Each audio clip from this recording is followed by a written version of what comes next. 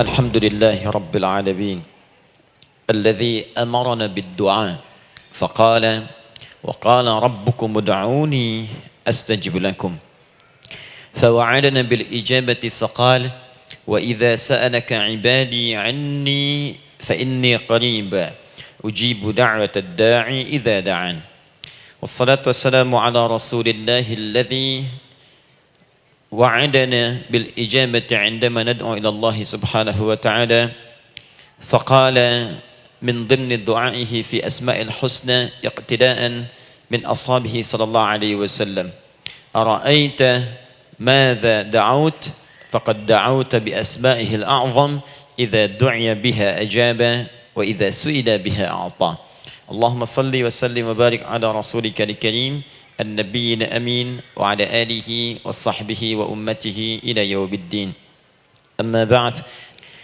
Baik, hari ini kita akan belajar. Saya akan cepat masuk kepada pembahasan karena waktu kita cukup singkat, tentang orang-orang yang dikabulkan doanya yang tersebut dalam Al-Quran khususnya dan sunnah-sunnah Rasulullah Sallallahu Alaihi Wasallam. Kita akan bagi pembahasan kita ke dalam 3 bagian. Pertama, kenapa kita mesti berdoa? Di poin pertama. Kenapa kita mesti berdoa? Yang kedua, bagaimana cara berdoa yang baik, yang cepat dikabulkan oleh Allah Subhanahu wa taala. Yang pertama, mengapa kita mesti berdoa? Esensi doa itu apa, kan?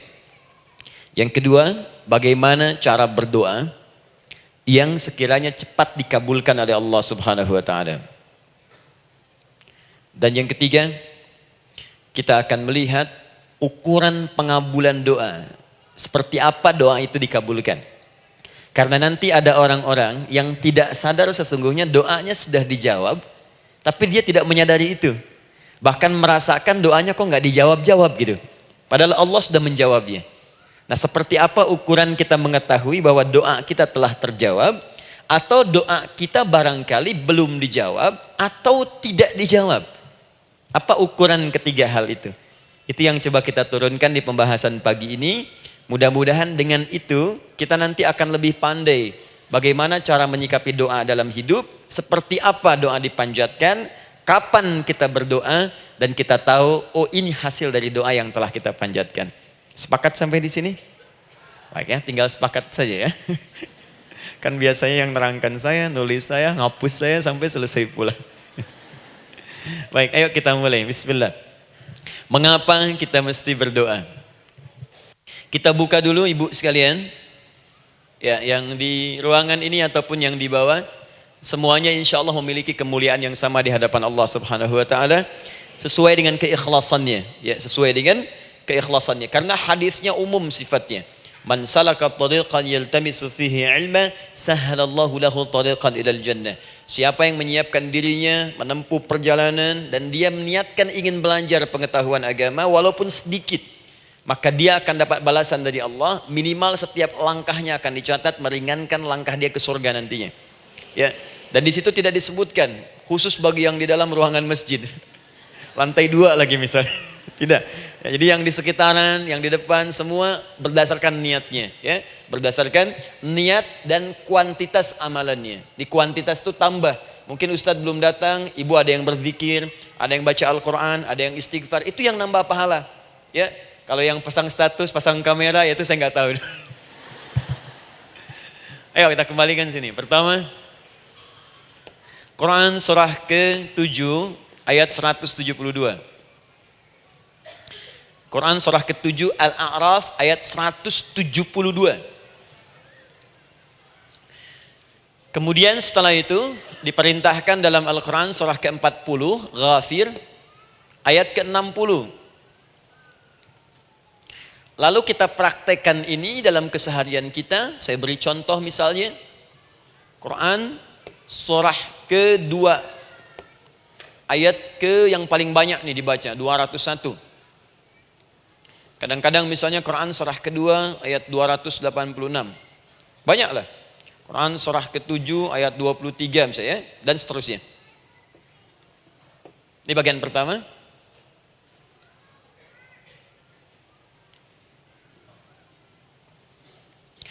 Bagian kedua, nanti kita akan belajar bagaimana cara berdoa yang baik yang dikabulkan. Kita ambil satu, Quran kedua ayat 186. Kemudian yang kedua, kita ambil contoh Quran surah ke-17 ayat 110. Kemudian yang ketiga, kita ambil contoh yang paling dahsyat di Al-Quran surah ketiga ayat 38 sampai 39. Ada yang belum berdoa sudah dikabulkan. Masya Allah. Ini ada di Quran misalnya surah ketiga ayat 31. Nanti turunan amalannya misal di Quran surah 51 ayat 15 sampai dengan 18. Saya bulati yang 18-nya.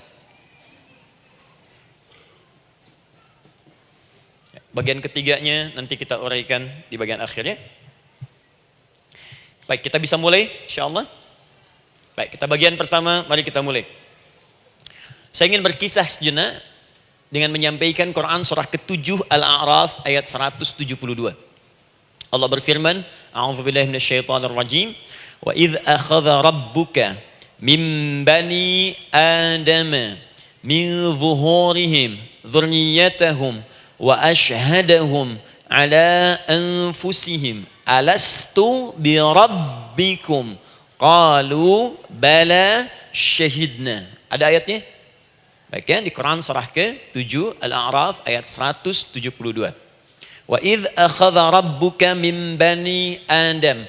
Kata Allah, dan ingatlah, pahamilah, pelajarilah, dalamilah. Teman-teman sekalian, ingat kalimat idz itu, idz dalam Al-Quran, termasuk dalam bahasa Arab, itu bukan sekedar mengingat. Idz itu bisa mengandung arti memahami dengan dalam. Menganalisis. Ya, memaknai itu idz. Jadi bukan sekedar mengingat. Bukankah ibu kalau mengingat sesuatu berusaha mendalaminya? Ya, kalau nggak percaya saya tanya begini. Coba ibu ingat kemarin jam 5 sore ada di mana? Bukankah sekarang sedang mendalami sesuatu? Sedang mencari memori jam 5 sore kemarin ada di mana? Setelah itu dihimpun jadi sesuatu lalu disampaikan dengan terstruktur, dengan rapi. Oh, kemarin saya ada di sini, di sini, di sini, mengerjakan ini. Itu idz dalam bahasa Arab. Kalau di Al-Quran ada kalimat idz. Itu berarti bukan sekedar kita diminta mengingat, tapi juga merenung, mendalami, memahami dengan dalam. Paham insyaallah? Baik, sekarang perhatikan. Nanti kalau ibu baca Al-Quran, maksud saya, ibu bisa menerjemahkan sendiri dan memahami dengan baik.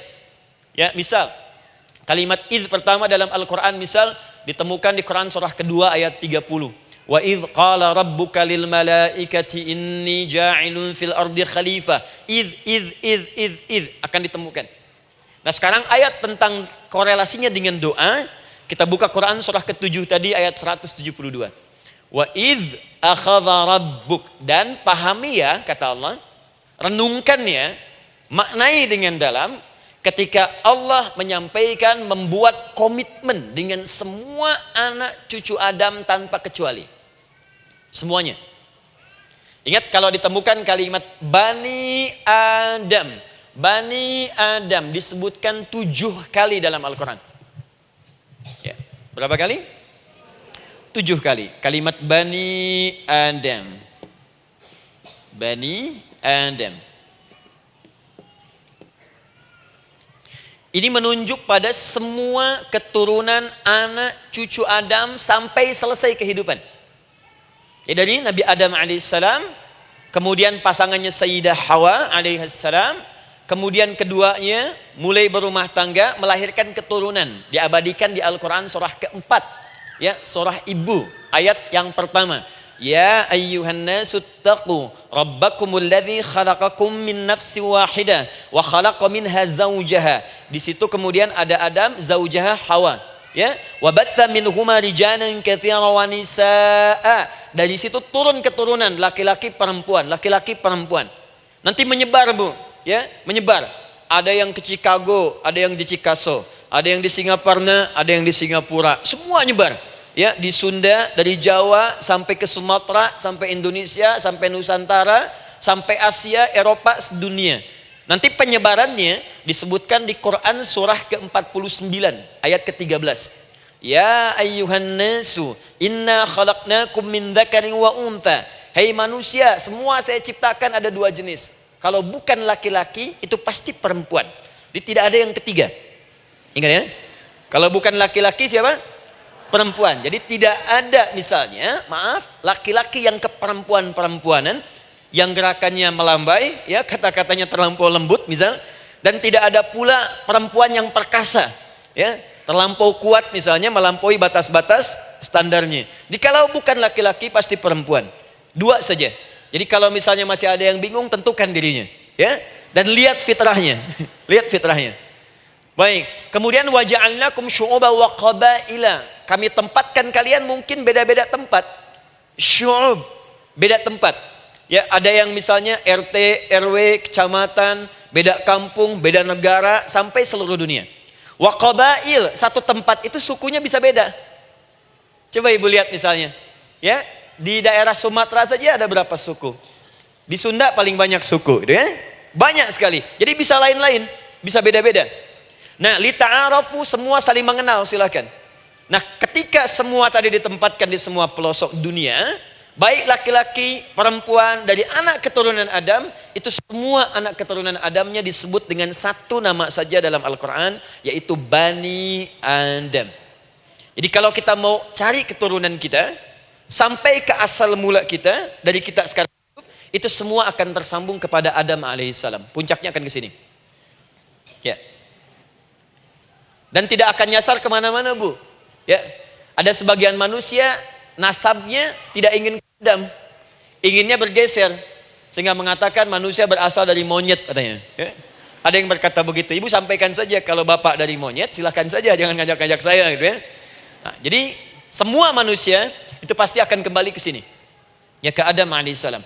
Karena itu saya pernah sampaikan termasuk di sini, di hadapan ibu semua, masih ingat mukjizat pertama Rasulullah sallallahu alaihi wasallam saat lahir ke muka bumi.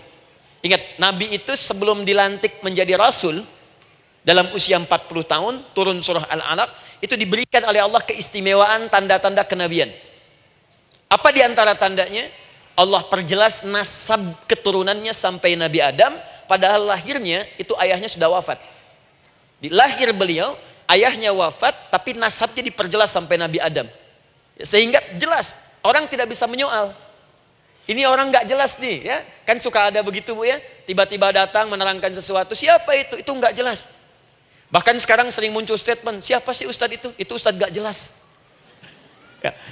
Nabi nggak bisa disoal karena semuanya jelas, nasabnya jelas, keturunannya jelas, kemuliaannya jelas, ilmunya jelas.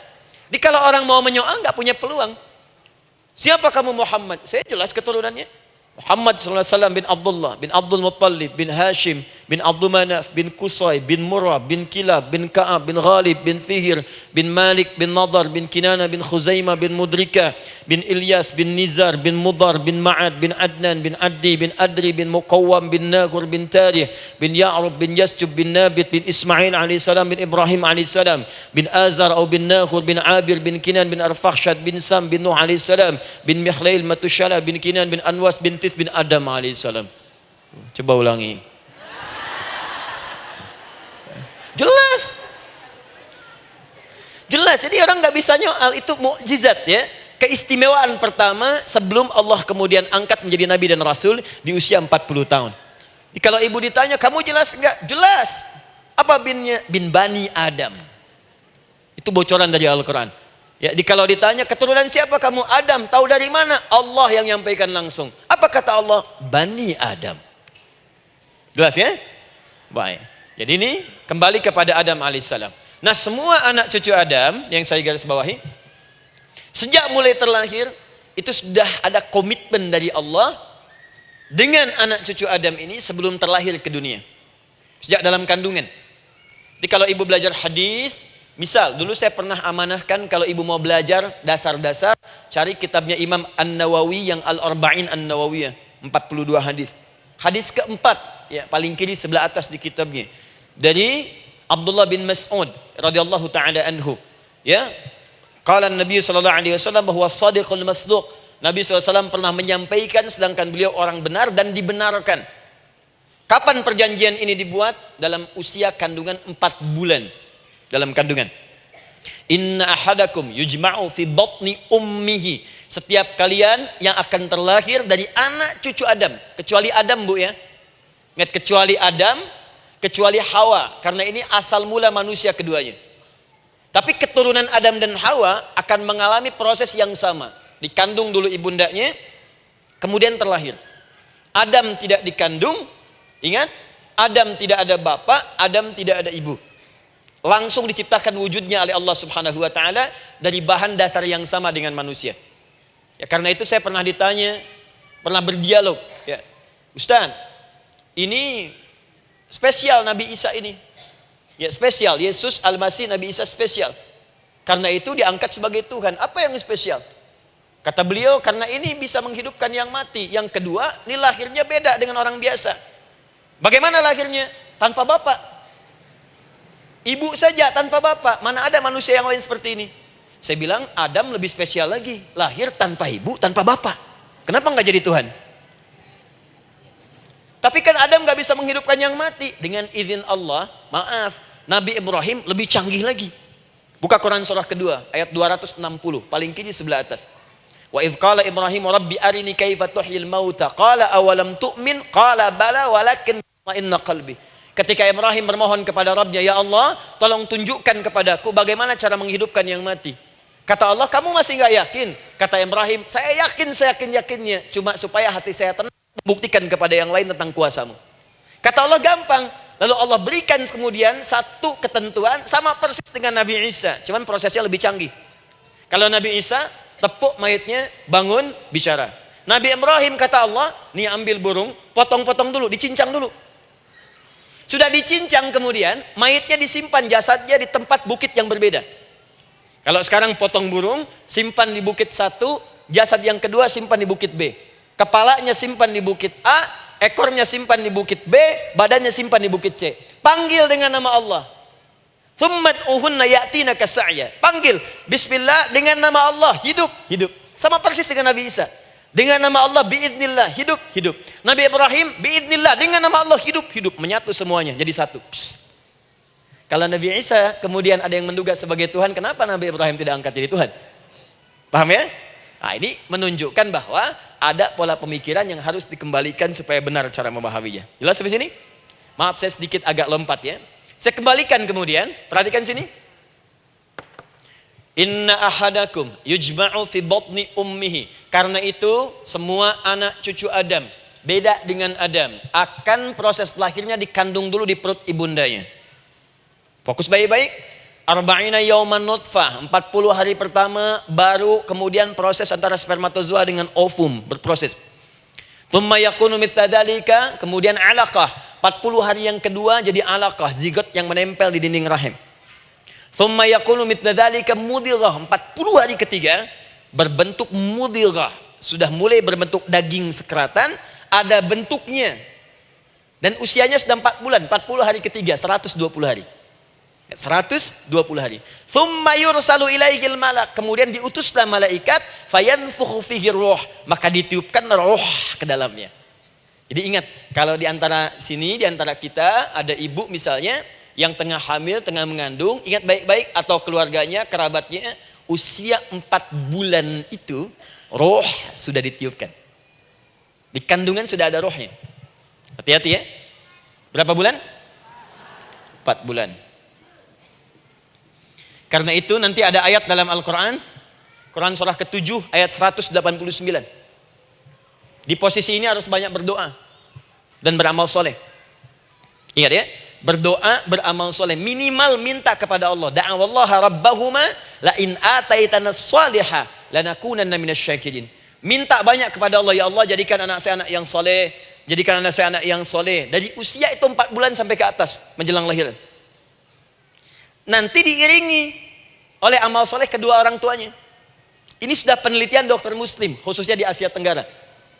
Saya diskusi dengan seorang dokter muslim, ternyata ada korelasi amal soleh yang dikerjakan kedua orang tua, ayah dan bunda atau calon ayah dan bunda kepada anak yang sedang dikandung, yang belum dilahirkan. Jadi kalau orang tuanya rajin baca Al-Quran, itu berpengaruh ke anak, Bu. Dan penelitian terkini itu mempercepat anak itu menjadi seorang penghafal Quran ketika lahir. Ya, pernah satu kali dibacakan Al-Quran, posisi janin itu berubah. Seperti sujud gitu. Itu penelitian sudah di MRI waktu itu dilihat ya, kelihatan. Jadi ada korelasi antara kesolehan orang tua dengan kesolehan anak yang sedang dikandung. Hati-hati ya. Tapi yang penting diketahui adalah dalam usia kandungan 4 bulan itu disebutkanlah isyarat di Quran surah ke-7 ayat 172 terjadi perjanjian komitmen dengan Allah Subhanahu wa taala. Apa perjanjiannya? Wa idh akhadha rabbuka min bani adama min zuhurihim dzurriyyatahum wa asyhadahum ala anfusihim. Lihat perjanjiannya, saya fokus di kalimat ini, alastu bi rabbikum. Rabb.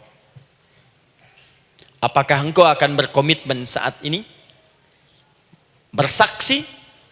Karena kalimatnya bersaksi. Wa asyhadahum, dan mereka bersyahadat, bersaksi, komitmen. Di komitmennya menggunakan kata syahadat di sini. Karena itu nanti setiap bayi yang sudah terlahir dari rahim ibu manapun itu berada dalam keadaan suci karena sudah bersyahadat dalam perut ibundanya. Masih ingat hadis ini? Kullu mauludin yuladu 'alal fitrah. Setiap yang terlahir dari rahim perempuan manapun itu membawa fitrah. Apa di antara fitrah yang dimaksudkan itu? Fitrah keislaman, fitrah mengakui Allah sebagai Tuhan. Itu nanti ada di Quran surah ke-30 ayat ke-30, paling kanan sebelah atas. Quran surah 30 ayat 30.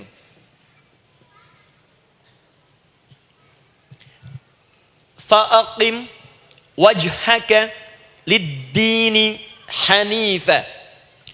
Hei setiap manusia, fa'aqim wajhaka, hadapkan, pasrahkan, arahkan dirimu sepenuhnya. Lid-dini, pada ketentuan ad-din, hanifa, dengan lurus. Di setiap manusia itu punya fitrah untuk beragama. Punya kecenderungan untuk mencari Tuhan. Silakan ibu cek, manusia manapun yang pernah hidup, itu pasti akan mencari Tuhan. Silakan. Karena itu Allah beri jalan, begini cara mencarinya. Fitratallahi allati fataran nasa 'alaiha, itulah fitrah manusia yang telah Allah berikan pada dirinya bahkan sebelum dia terlahir. Di antara fitrah manusia ada kecenderungan untuk mencari Tuhan. Ada kecenderungan untuk mendekat kepada Allah. Bahasa Qur'annya din, lid-dini hanifa. Apa itu din? Itulah Islam. Quran surah ke-3 ayat 19. Inna dina indallahil Islam. Karena itu silakan cek, semua orang itu pasti akan mencari Tuhan. Setiap manusia. Ada yang melihat kayaknya ada di hewan, kayaknya ada di pohon, kayaknya ada di alam, kayaknya ada di patung, kayaknya ada di... Mencari dia. Terus Allah beri jalan. Kalau kamu ingin mencari yang benar, din yang dimaksud Islam, diberikanlah tuntunan dalam Islam. Jelas sampai sini? Baik. Karena itulah kemudian, setiap bayi yang terlahir itu disebut oleh Nabi dia suci, dia bersih, karena telah membawa risalah Islam dalam dirinya. Hanya sayang nanti, fa'abawahu yuhawidanihi, au yunassaranihi, au yumajjisanihi. Lingkungan nanti akan merubah dia keluar dari fitrahnya. Bisa dipengaruhi, tiba-tiba berubah misalnya keyakinan. Bisa karena kejadian tertentu, dia jauh dari Allah Subhanahu wa ta'ala. Dia muslim, cuman karena kondisi tertentu, pekerjaan menjauhkan dia dari Allah, lupa sholat. Telenovela menjauhkan dia dari Al-Quran. WhatsApp, Facebook, media sosial melupakan dia dari ibadah. Coba ibu, kalau online setiap hari berapa kali dengan media sosial? Ganti status. Online dengan Allah berapa kali dalam sehari? Coba hitung. Online dengan Allah yang paling maksimal kan sholat fardu 5 kali. Kalau 1 kali 5 menit kali 5 cuma 25 menit. 25 menit online dengan Allah. Berapa menit online dengan media sosial yang tidak nyata? Dan cita-cita masuk surga. Ayo sini. Nah, saya belum selesai. Jadi yang pertama, dalam perjanjian 4 bulan ini, pertama ada komitmen bersyahadat menuhankan Allah. Tapi yang kedua, ini yang dahsyat. Perhatikan kalimatnya, fokus. saat Allah memperkenalkan dirinya dalam kandungan kita usia 4 bulan itu, dengan nama apa Allah memperkenalkan dirinya? Coba lihat ayatnya. Alastu bi rabbikum, dengan nama Rabb, Rabb. Wa idh akhadha rabbuka, Rabb, min bani Adama dzurriyyatahum, awas, wa ashhadahum ala anfusihim. Alastu bi rabbikum, dengan nama Rabb. Rabb. Nah, ibu sekalian, kata Rabb ini itu berasal dari kata ar-rububiyah. Ar-rububiyah yang berarti sifat merawat, memberikan semua kebutuhan. Saya ulang ya. Merawat, memberikan semua kebutuhan. Sudah? Menyayangi, memaafkan, mengasihi, mengampuni. Masya Allah. Merawat, memenuhi sebuah kebutuhan, menyayangi, memaafkan, mengampuni. Jadi semua hal yang terkait dengan perhatian ada pada kalimat Rabb. Sifatnya disebut dengan rububiyah. Zat yang memperhatikannya disebut dengan Rabb, namanya Rabbun. Baik. Pelan-pelan. Seakan-akan Allah ingin berkata begini, hei, engkau buat perjanjian dengan saya sekarang. Engkau bersaksi, saya sebagai Tuhan, siap bersaksi, menuhankan saya. Nanti ketika kamu lahir, apapun yang kamu butuhkan dalam kehidupan, aku akan berikan. Kamu akan saya rawat, kalau sakit, kamu saya sembuhkan. Minta sesuatu yang kamu butuhkan, saya akan berikan. Kamu butuh sesuatu, saya akan hadir. Kamu salah minta maaf, saya maafkan. Kamu dosa minta ampun istighfar, saya ampuni. Kamu ingin sesuatu yang lebih baik, saya berikan. Pokoknya semua yang kamu inginkan selama engkau butuhkan dan itu baik, aku berikan. Kira-kira, maaf Bu ya, maaf sekali. Kalau ada yang nawarkan pada ibu, mau nggak ikut saya? Nanti sebuah kebutuhannya saya berikan. Kalau sakit saya berikan jaminan kesembuhannya. Kalau butuh sesuatu saya berikan. Kalau ingin ini itu selama butuh saya sampaikan. Kira-kira ibu nolak atau ikut? Baik. Ikutnya mikir dulu atau tidak? Tidak.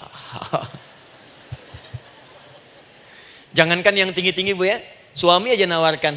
Mah mau nggak ikut papa? Papa nanti kasih handphone S10. Sama gelang nggak Pak? Ikut ya. Dan tanpa pikir. Dalam bahasa Arab, sesuatu yang disetujui tanpa difikirkan lagi, itu disebut bala namanya. Bala, sekali saja. Sekali, ya, tidak 2 kali. Tidak ditambah, tidak dikurangi. Ingat, kalau Allah sudah sampaikan kalimat, jangan tambah, jangan kurangi. Ya. Bala, tidak ditambah nga, tidak disebutkan 2 kali. Bala. Ya. Bala itu artinya siap. Ya. Tanpa pikir. Karena memang nggak ada yang dipikirkan lagi. Apa yang mau dipikirkan? Semua kebutuhan dikasih. Semua keinginan dikabulkan sepanjang baik. Kalau sakit ada jaminan disembuhkan, dikasihi, disayangi, salah dimaafkan. Ya, kalau dosa diampuni, apalagi yang kurang, nggak ada aib, nggak ada yang kurang, sempurna semua. Kita katakan bala tanpa fikir. Karena itu, perhatikan, setiap kita kemudian, ibu sekalian, datang terlahir ke bumi, mengalami kehidupan, fitrah kita setiap mendapatkan kebutuhan, kita akan menyebut nama Allah Subhanahu wa taala dengan nama yang telah dijanjikan itu. Silakan ibu cek. Bukankah ibu ketika ada kesulitan memohon kepadanya? Ya Allah, tolong sembuhkan ya Allah. Ya Allah, lancarkan ya Allah. Ya Allah, sukseskan suami saya. Ya Allah, tenangkan kehidupan rumah tangga kami. Ya Allah, anugerahkan solusi. Ya Allah, sembuhkan ibu saya. Semua minta kan? Dan dahsyatnya, ketika ibu memohon kepada Allah itu, ibu gunakan kalimat yang telah disepakati ketika Allah sampaikan kepada kita. Rabb, Rabb, Rabb. Perhatikan, kalau ibu berdoa, doa apa paling favorit? Rabbana atina fid dunya hasanah. fil akhirati hasanah wa qina. Doa apa itu? Sapu jagat. Baik. Bu bayangkan, Nabi aja nggak tahu tuh istilah itu sapu jagat. Ibu tahu? Wah, Masya Allah, Indonesia kreatif. Luar biasa. Ada doa sapu jagat, nggak ada doa sapu nggak ada jagatnya, ada doa jagat nggak ada sapunya. Pokoknya luar biasa lah. Ya. Ya, lihat, bukankah kalimatnya dibuka dengan Rabb? Rabbana atina fid dunya sana. Rabbana zalamna anfusana wa illam taghfir lana wa tarhamna lanakunanna minal. La yukallifullahu nafsan illa laha ma kasabat wa 'alaiha mak. Perhatikan, Rabbana la innasina Rabbana Rabb. Ini ayatnya. Sapu jagat Quran surah 2 ayat 201. La yukallifullahu Quran surah 2 ayat 286. Rabbana zalamna Quran surah 7 ayat 23. Yang ingin saya sampaikan, setiap kita butuh sesuatu, kita menyebut namanya dengan kalimat Rabb. Kenapa kita katakan Rabb? Karena Allah sendiri menyebutkan dengan kalimat Rabb. Alastu bi rabbikum, saya nanti adalah Tuhan yang akan memperhatikan kalian, menyayangi kalian. Saya Tuhan yang akan merawat kalian, memberikan semua kebutuhan. Makanya ibu tuh kalau ada persoalan nagih seakan-akan ke Allah. Ya Allah, kan engkau yang berjanji kepada saya. Engkau yang berjanji, engkau yang menepati ya Allah, karena engkau Tuhan. Kalau manusia, dia berjanji, dia yang mengingkari. Dia awali, dia yang akhiri.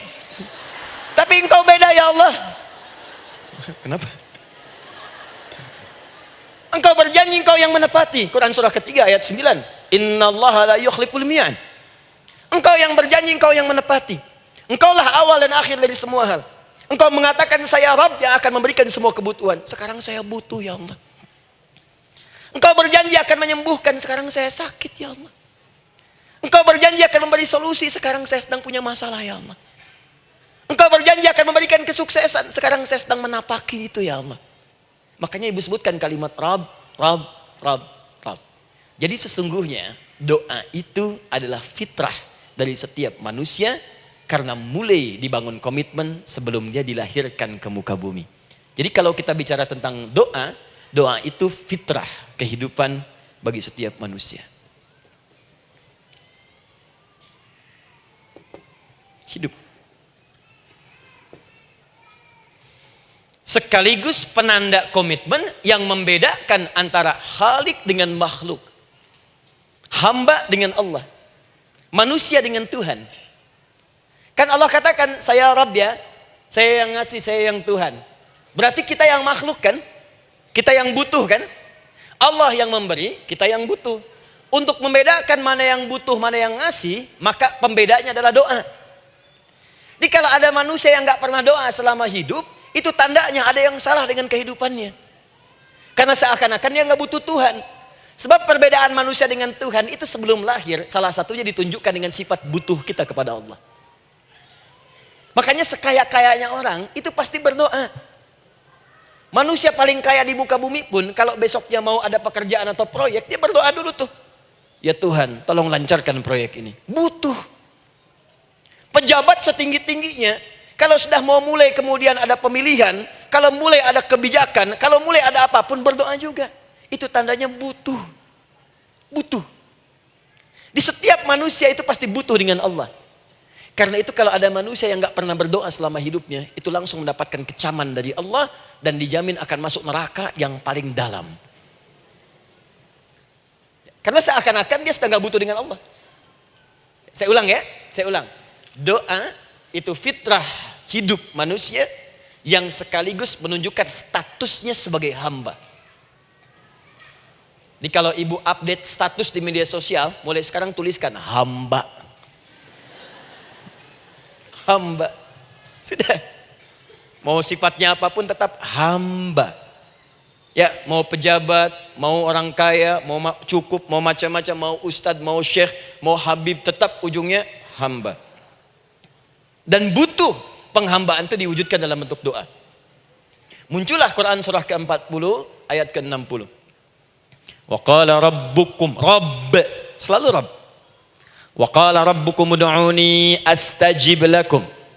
Innal ladzina yastakbiruna an ibadati, awas, sayadkhuluna jahannama dakhirin. Allahu akbar. Dan Rabbmu berfirman, mengingatkan kembali kepada kalian semua, hei hamba-hambanya, kalau ada kebutuhan, kalau ada masalah, kalau ada permintaan, kata Allah, ayo doa sama saya, minta. Kan kita sudah bikin perjanjian. Makanya Allah katakan, kalau punya masalah, Bu, berdoa, bukan mengeluh. Kalau punya persoalan, Bu, berdoa, bukan bikin status. Rasanya aku tidak sanggup. Ditulis di Facebook. Apain? Terus kalimat Allahnya pun jelas. Minta kepadaku, bukan mengeluhkannya. Kamu tidak seperti yang aku kira. Nungguin komen. Sambil masak, celing ada satu. Ece kunaon.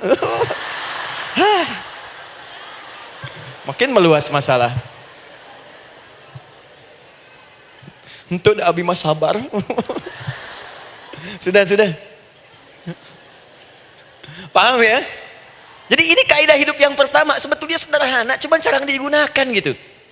Sederhana, cuman jarang dipakai.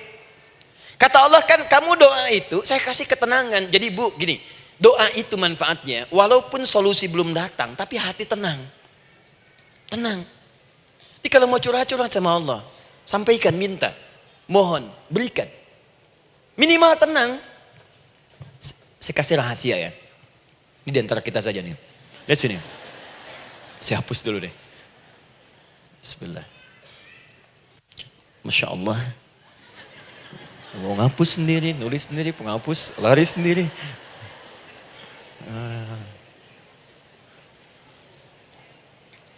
Bismillah. Oh ini ada dua ya, sini. Baik, buka Quran surat 7 ayat 205.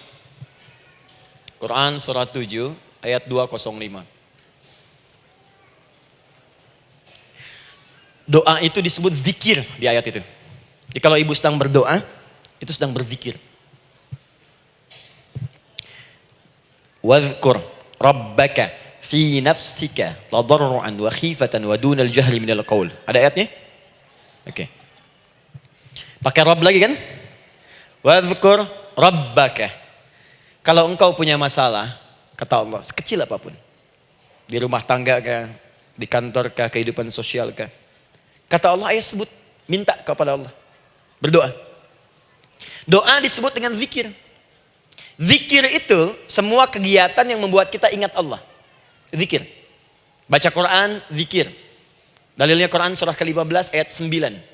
Inna nahnu nazzalna dzikra. Kami turunkan Al-Quran sebagai zikir. Menghafal Quran, zikir. Quran surah 54 ayat 17, ayat 22, ayat 32, ayat 40. Walaqad yassarnal Qur'ana lidzikri. Kami akan mudahkan Al-Quran untuk diingat, dihafalkan. Zikir, sebagai zikir kepada Allah. Ibu selepas sholat, baca subhanallah, alhamdulillah, Allahu Akbar, zikir. Quran surah keempat, ayat 103. فَإِذَا قَضَيْتُمُ الصَّلَاةَ فَاذْكُرُوا اللَّهَ. Maka jika anda telah tuntas mengerjakan sholat, segera berzikir kepada Allah. Sholat sendiri, zikir. Quran surah ke-20, ayat ke-14. Innani anallahu la ilaha illa ana fa'budni wa aqimis salata lidzikri. Saya Allah, kata Allah. Tidak ada Tuhan selain saya. Sembah saya. Bagaimana menyembah Allah? Tunaikan salat sebagai zikir kepada Allah. Zikir.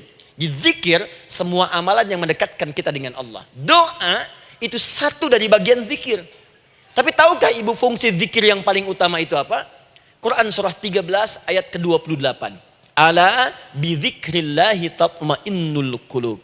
Yakinkan pada dirimu, kalau zikirmu benar kepada Allah, maka dia akan berdampak kepada hati menjadi lebih tenang. Zikir itu manfaat pertamanya membuat hati tenang, Bu. Tadi saya contohkan. Baca Al-Quran zikir kan? Jadi kalau ibu sedang tidak tenang, sedang gelisah, ada masalah, daripada mengeluh sana sini, wudu, Bu, wudu. Ambil mushaf. Baca. Saat baca itu mungkin solusi belum datang, tapi hati itu lebih tenang. Kaitan dengan bahasan kita, doa, minta. Doa. Jadi kalau orang punya masalah itu kalau berdoa, walaupun solusinya belum datang, Walaupun kemudian jawabannya belum tiba, minimal hati ibu tuh tenang. Ini dia. Quran surah 13 ayat 28. Rumus ini pakai. Gunakan dalam hidup. Karena yang tahu kehidupan kita itu Allah yang menciptakan kita. Yang tahu pesawat, yang bikin pesawat. Yang tahu handphone, yang bikin handphone. Yang tahu mikrofon, yang bikin mic-nya. Yang tahu kita, yang menciptakan kita. Ikutilah petunjuk Allah yang menciptakan kita, maka akan langsung terasa manfaatnya. Ibu tidak percaya, silahkan lakukan. Rasakan bedanya, bedakan rasanya, dan pasti akan terasa bedanya. Akan lain. Tuh. Doa. Tapi ingat yang paling penting kata Allah, doa itu bukan sekedar penting permohonannya, tapi menunjukkan status kita sebagai hamba di hadapan Allah Subhanahu wa taala. Jadi kalau ada orang selama hidup tidak pernah berdoa, artinya dia mengingkari status dia sebagai hamba di hadapan Allah Subhanahu wa taala. Mau menyejajarkan diri dengan Tuhan. Kan yang tidak pernah meminta itu Tuhan. Allah yang memberikan. Kalau manusia beda pasti minta. Artinya kalau ada manusia nggak pernah minta, seakan-akan bahasa halusnya, kamu ini ngaku jadi Tuhan. Saya tempatkan kau di neraka jahanam yang paling bawah. Jahanam itu bu, belum masuk saja sudah terasa. Terasa. Buka ibu Quran surah misalnya ke-40 Ghafir tuh. Ya, ayat 45 sampai dengan 47-nya. Sebelumnya lagi lihat Quran surah ke-8 ayat ke-50. Itu penghuni neraka bu, yang bukan jahanam saja. Penghuni neraka itu kalau mau meninggal itu dipukulin dulu malaikat. Depan belakangnya. Ayo, kamu keluar. Lama amat keluarnya rohnya katanya. Takut karena nggak punya bekal. Kan maaf ya, kaidah mengatakan orang nggak punya bekal itu takut pulang, apalagi orang merasa salah. Anak ibu berbuat kesalahan, mau pulang takut kan? Takut. Jadi kalau ada anak takut pulang, salah dia. Salah. Kemana anak nggak pulang-pulang, pasti ada yang salah karena nggak berani pulang. Jangankan salah, nggak punya bekal saja, malu pulang. Lihat ibu waktu Ramadan usai, mau mudik, Idul Fitri. Kan pada mudik kan? Kenapa mau mudik dan senang mudik? Karena punya bekal bu.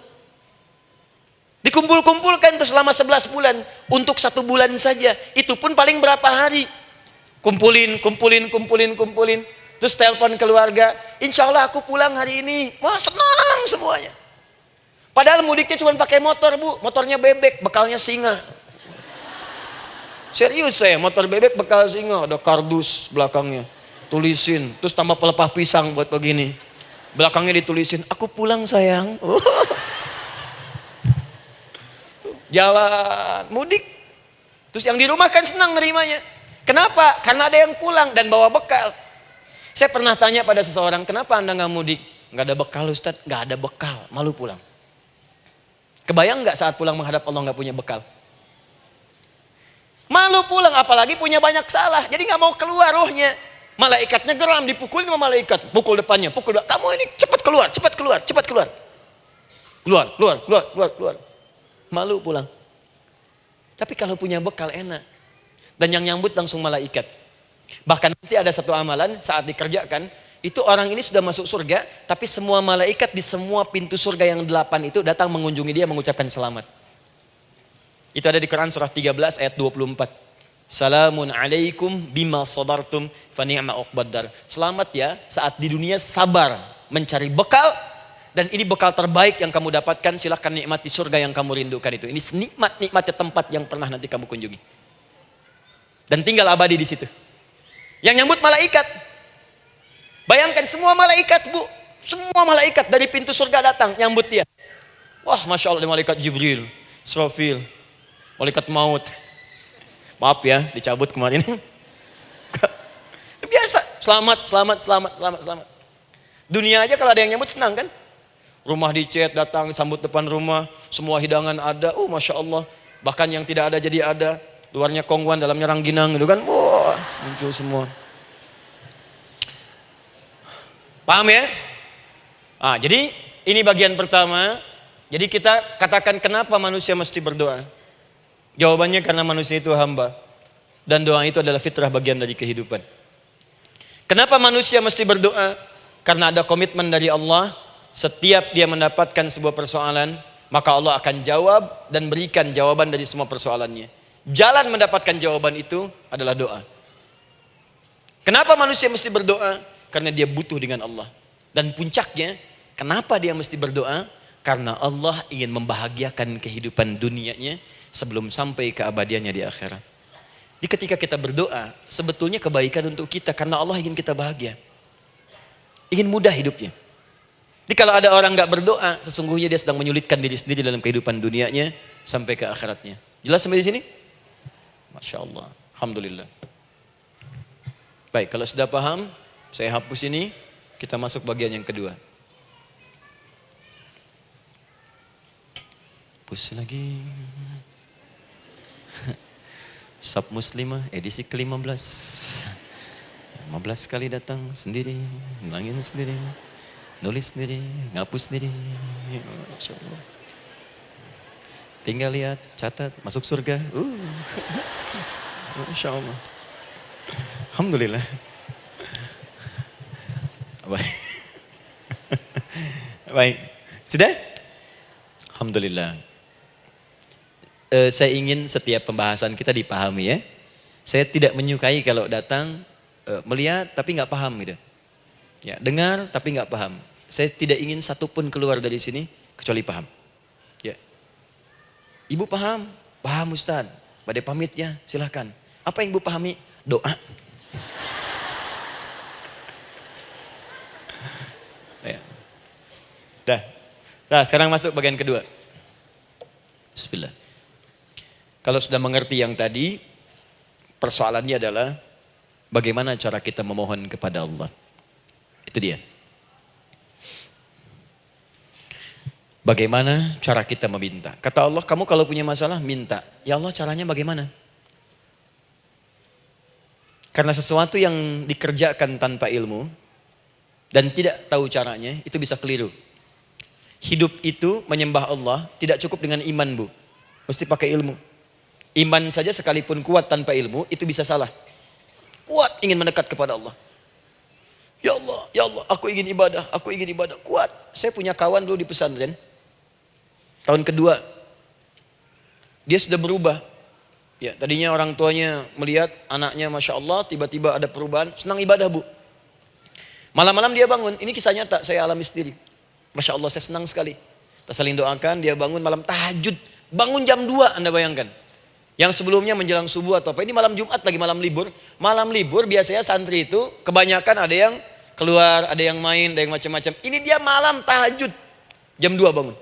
Saya bahagia sekali. Udah bangun, sholat, selesai. Cuman pas waktu mau subuh, kok saya lihat tidur. Saya bangunkan kan. Fulan, bangun. Oh iya, katanya. Iya, oh mungkin nanti mau nyusul. Saya pikir istirahat dulu. Saya ke masjid lah. Udah ke masjid dah selesai. Kita diskusi di masjid selesai. Semua pulang saya jam 7.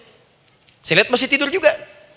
Barangkali dia sudah tadi sholat mungkin di kamar. Gak sempat ke masjid karena capek. Tapi saya lihat kok posisinya gak berubah. Di situ juga. Akhirnya setengah jam saya tunggu. Saya bangunkan. Bangun. Bangun. Kenapa Adi katanya? Saya kira antum belum sholat subuh ya. Adi gimana sih? Kan udah saya jama dengan tahajud tadi. Udah saya jama dengan tahajud. Jadi memang kekuatan imannya lagi tinggi, cuman ilmunya kosong. Ini yang bahaya. Besok-besok kalau orang kayak gini sholat subuh bisa 4 rakaat. Ya. Karena itu berdoa penting, cuma kita mesti tahu caranya. Yuk kita mulai bagian pertama. Quran surah kedua ayat 186. Paling kiri sebelah bawah. Sudah? Wa idza sa'alaka 'ibadi 'anni fa inni qarib. Fokus. Kata Allah, kalau hamba-hambaku Muhammad SAW bertanya kepadamu, minta petunjuk untuk mencari-cari aku. Tuh Bu, coba lihat. Ayat doa dibuka lagi dengan kalimat hamba. Untuk menegaskan status kita. Jadi kalau ditanya, kita siapa di hadapan Allah? Makanya gak usah sombong. Jangan sombong, karena kita cuma hamba. Karena itu ketika Korun sombong, Korun tuh manusia terkaya yang pernah hidup di bumi. Hartanya Bu, Ini saya kasih bocoran sedikit, kunci berangkasnya saja, kemana-mana itu suka dibawa, dipikul paling sedikitnya 8 bodyguard, cuman bawa kunci berangkas saja begini. Di Korun pengen ngasih tahu, kalau ada yang pengen nyuri di tempat saya silahkan aja, ini aja bodyguard saya ngangkat kuncinya susah. Korun. Jadi kalau Anda tidak sekaya Korun, jangan ikutan sombong, telat. Telat, gak ada kerjaan, sudah ada yang lebih kaya. Ya. Dan apa yang terjadi? Fakhosabna, kata Allah, kami telan. Likuifasi. Telan oleh bumi semua. Dengan kekayaannya semua habis. Jadi ketika ada seseorang yang lupa dengan statusnya sebagai hamba, maka Allah akan memberikan pelajaran kepadanya untuk taubat. Kalau nggak mau taubat juga, telan habis. Untuk menunjukkan kamu tuh bukan Tuhan, saya Tuhannya. Maka jangan ikutan sombong. Kalau ada yang perlu punya Ferrari, Lamborghini, Lamborghini, ya, wow, bikin rame di jalan, cuman nggak update status, kasih tahu, maaf mas, telat. Itu gambaran hidup. Dan ingat, setiap dibuka dengan kalimat permohonan, itu kalimatnya hamba. Hambaku, hambaku, hambaku. Termasuk mau minta tobat, hamba. Quran surah 39 ayat 53. Qul ya ibadiyalladzina asrafu ala anfusihim la taqnatu min rahmatillah. Katakan Muhammad pada hambaku yang merasa banyak dosa, pengen berdoa minta tobat. Kata Allah, hamba. Saya terima tobatnya, hamba. Ini ya. Ini pun adab yang pertama dari Al-Quran. Adab yang pertama, kalau kita ingin berdoa dan doa itu cepat ingin dikabulkan, maka berdoalah dengan cara menghamba di hadapan Allah Subhanahu wa taala. Jangan merasa tinggi.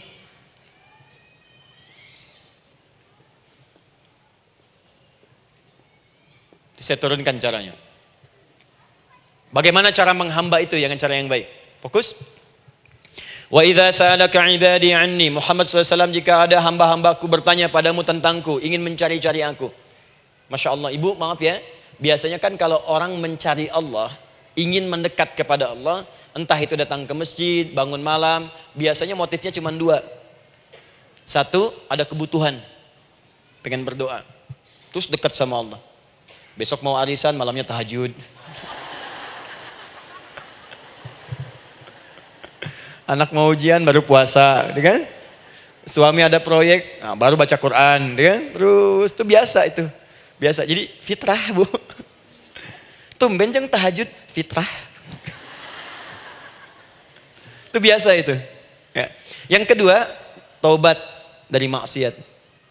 Taubat.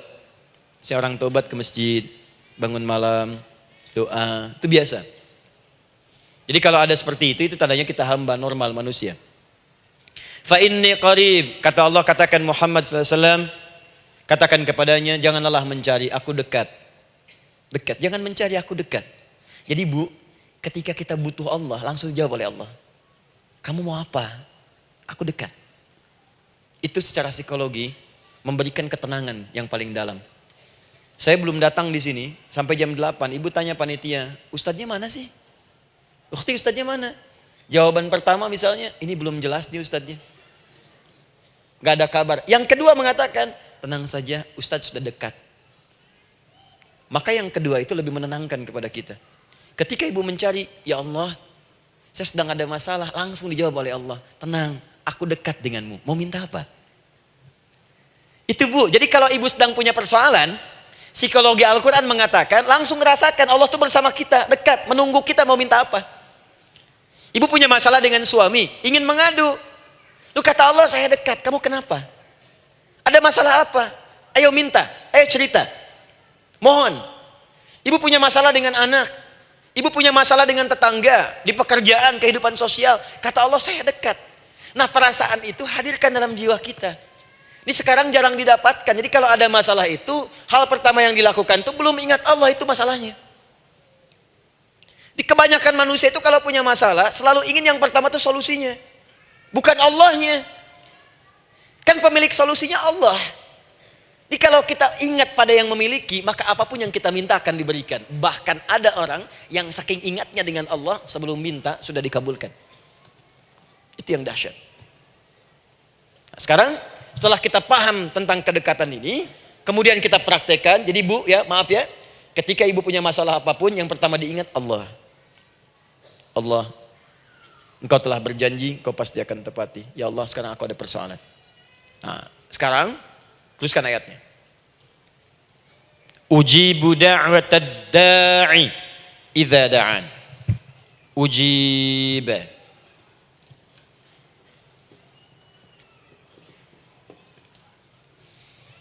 Ujibu da'watad da'i idza da'an. Aku pasti akan menjawab, mengabulkan setiap doa hambaku jika dia bermohon kepadaku. Saya ingin ajarkan sedikit di gramatikal bahasa Arab. Ujib itu disebut dengan fi'il mudhari namanya. Saya kasih rumus cepat Bu ya. Insya Allah kalau Ibu fokus dengan rumus ini, Ibu nanti bisa memahami Al-Quran dengan baik. Saya kasih satu kalimat. Hafalkan baik-baik. Ini gampang kok. Anita. Ya, Anita. Sudah? Anita. Baik. Hamzah, nun, ya, ta. Satukan Anita. Kalau di dalam kalimat Ibu baca Al-Quran, di depannya ada huruf hamzah ini, atau nun, atau ya, atau ta, maka itu rumus mudhari namanya. Gak usah dihafalkan mudharinya, ya, gak usah dihafalkan sampai bikin misalnya satu ungkapan, Anita istrinya Pak Mudhari, gak usah, gak ada kerjaan, ya, gak usah dihafal. Saya hanya ingin tunjukkan pemahaman. Kalau ada bentuk seperti ini punya 3 makna. Kalau dalam bahasa Inggris itu disebut present, ya, continuous, dan future. Present, continuous, and future. Sekarang, terus, sampai kapanpun. Sekarang, terus berlangsung, continuous, and future. Sampai kapanpun di masa depan. Ini bentuknya disingkat dengan rumus ini, Anita. Di dalam konteks pengabulan doa, kata Allah, ketika saya akan kabulkan. Kalau kamu punya masalah, kamu berdoa, saya akan kabulkan. Nah, kalimat Allah saya akan kabulkan ini bentuknya menggunakan mudhari. Ada hamzah di depannya, ujib. Artinya apa? Kalau ibu sekarang berdoa, saya akan kabulkan, kata Allah. Terus kamu berdoa, saya akan jawab. Nanti pun punya masalah di masa depan, kamu berdoa, saya jawab juga. Jadi artinya tidak ada doa yang sia-sia.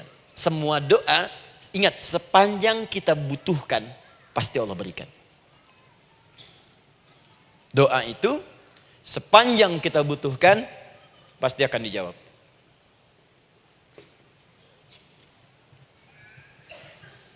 Nanti kapan dijawabnya, seperti apa jawabannya, nanti bagian ketiga.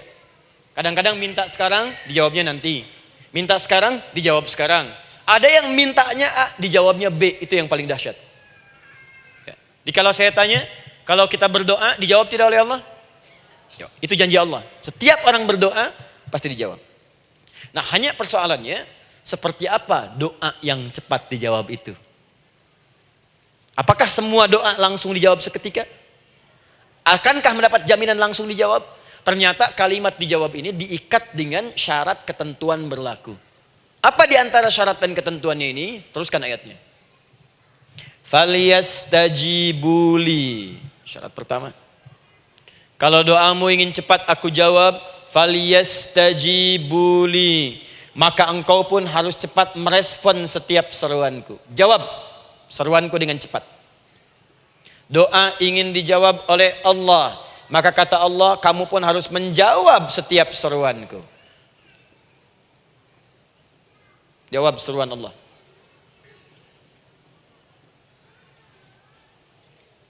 Ayo respon, adil. Maunya dapat gaji aja, kerja nggak mau. Ya? Apa ibu pikir duduk manis, santai di ruangan tengah, tiap bulan suami datang berikan uang belanja? Belum tentu. Kalau sikap tidak bagus, ya interaksi tidak mulia, maka belum tentu itu didapatkan. Maka syarat pertama kata Allah, kalau doamu ingin cepat aku jawab, maka setiap aku seru, cepatlah engkau kemudian kerjakan dan jawab itu. Jadi ternyata seruan Allah itu terkait berkelindan dengan pengabulan doa. Jadi ketika ibu diseru oleh Allah, diminta diperintahkan sesuatu oleh Allah, sebetulnya itu kunci untuk mendapatkan jawaban doa kita, Bu. Dipanggil kita, ayo cepat datang ke sini, mau minta apa? Minta, saya kasih. Apa di antara kunci doa itu, Ustaz? Yuk kita lihat. adalah jawaban dari seruan Allah. Apa di antara seruan Allah itu? Saya beri contoh satu misalnya. Allah perintahkan kita untuk sholat. Bahkan diseru, diingatkan 5 kali dalam sehari. Sholat. Bukankah kita diseru, Bu? Dipanggil 5 kali sehari untuk sholat? Allahu Akbar, Allahu Akbar. Ya? Diingatkan kan? Ayo, ayo, ingat Allah, ingat Allah, ingat Allah, ingat Allah. Allah Maha Agung, Maha Besar semuanya, dan seterusnya. Perhatikan baik-baik. Apa tujuan Allah menyuruh kita dalam sholat? Ternyata bukan ingin memberikan beban ruku dan sujud. Bukan sujudnya yang penting. Karena semua makhluk tidak sujud pun tidak akan menurunkan status Allah sebagai Tuhan. Allah tetap Allah, gak ada ruginya. Yang rugi kita. Ternyata ketika disuruh sujud, disuruh ruku itu, ternyata yang ditunggu itu bukan ruku sujudnya. Allah nunggu, punya masalah apa? Mau minta apa? Karena itu dalam ilmu fikih, ibu buka semua kitab fikih. Salat itu secara bahasa disebut dengan doa. Nama lain dari doa adalah salat. As-salatu hiya doa. Salat adalah doa. Karena itu semua bacaan dalam salat doa semua. Coba lihat. Baru takbir Allahu Akbar, doa iftitah. Al-Fatihah doa, Bu, jangan dikira Al-Fatihah enggak ada doanya. Nih, nanti saya berikan cepat ya, ini highlight dulu. Highlight dulu. Dalam sholat itu ada 4 keadaan. Ingat ini baik-baik. Nanti ibu manfaatkan minimal zuhur, lakukan. Ada berapa keadaan? 4. Ada 4 posisi, 4 keadaan dalam sholat. Yang kalau ibu berdoa benar, meminta di situ dengan benar, itu seketika akan dikabulkan. Seketika. 1, saat berdiri. Berdiri. 2, saat ruku'. Ruku'. 3, saat sujud. 3, saat sujud. 4, sesaat sebelum salam. Berdiri, ruku', sujud, sesaat sebelum salam. Baik, sebelum saya bahas lebih jauh, saya ingin sampaikan dulu. Jadi ternyata ketika kita diminta oleh Allah menunaikan sholat, itulah cara kita memohon, Bu. Itulah waktu kita meminta. Dan dahsyatnya dalam sehari itu 5 kali ditungguin, Bu.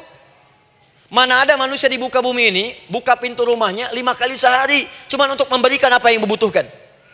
Sesoleh-solehnya Ustadz, gak ada yang mengatakan, ayo 5 kali sehari datang aja ke rumah saya. Kalau butuh apa-apa ambil. Butuh kulkas, ambil kulkasnya. Butuh TV, ambil. Gak ada begitu. Allah itu maha baiknya, 5 kali sehari dipanggil. Dari subuh sampai zuhur. Kita bangun tidur aja, punya masalah nggak? Ayo minta, disuruh sholat 2 rakaat. Dan sholatnya nggak usah banyak-banyak, 2 rakaat aja dulu supaya nggak ada beban. Itu pun kadang-kadang masih lupa berapa rakaat kita sholat. Ya. Ayo sujud, disuruh minta, punya masalah nggak? Terus dari subuh sampai ke siang dipanggil lagi. Punya masalah lagi nggak? Disuruh zuhur 4 rakaat. Karena waktunya cukup panjang, suruh 4. Ayo minta, minta. Ada masalah apa? Minta sujud kita. Minta mohon.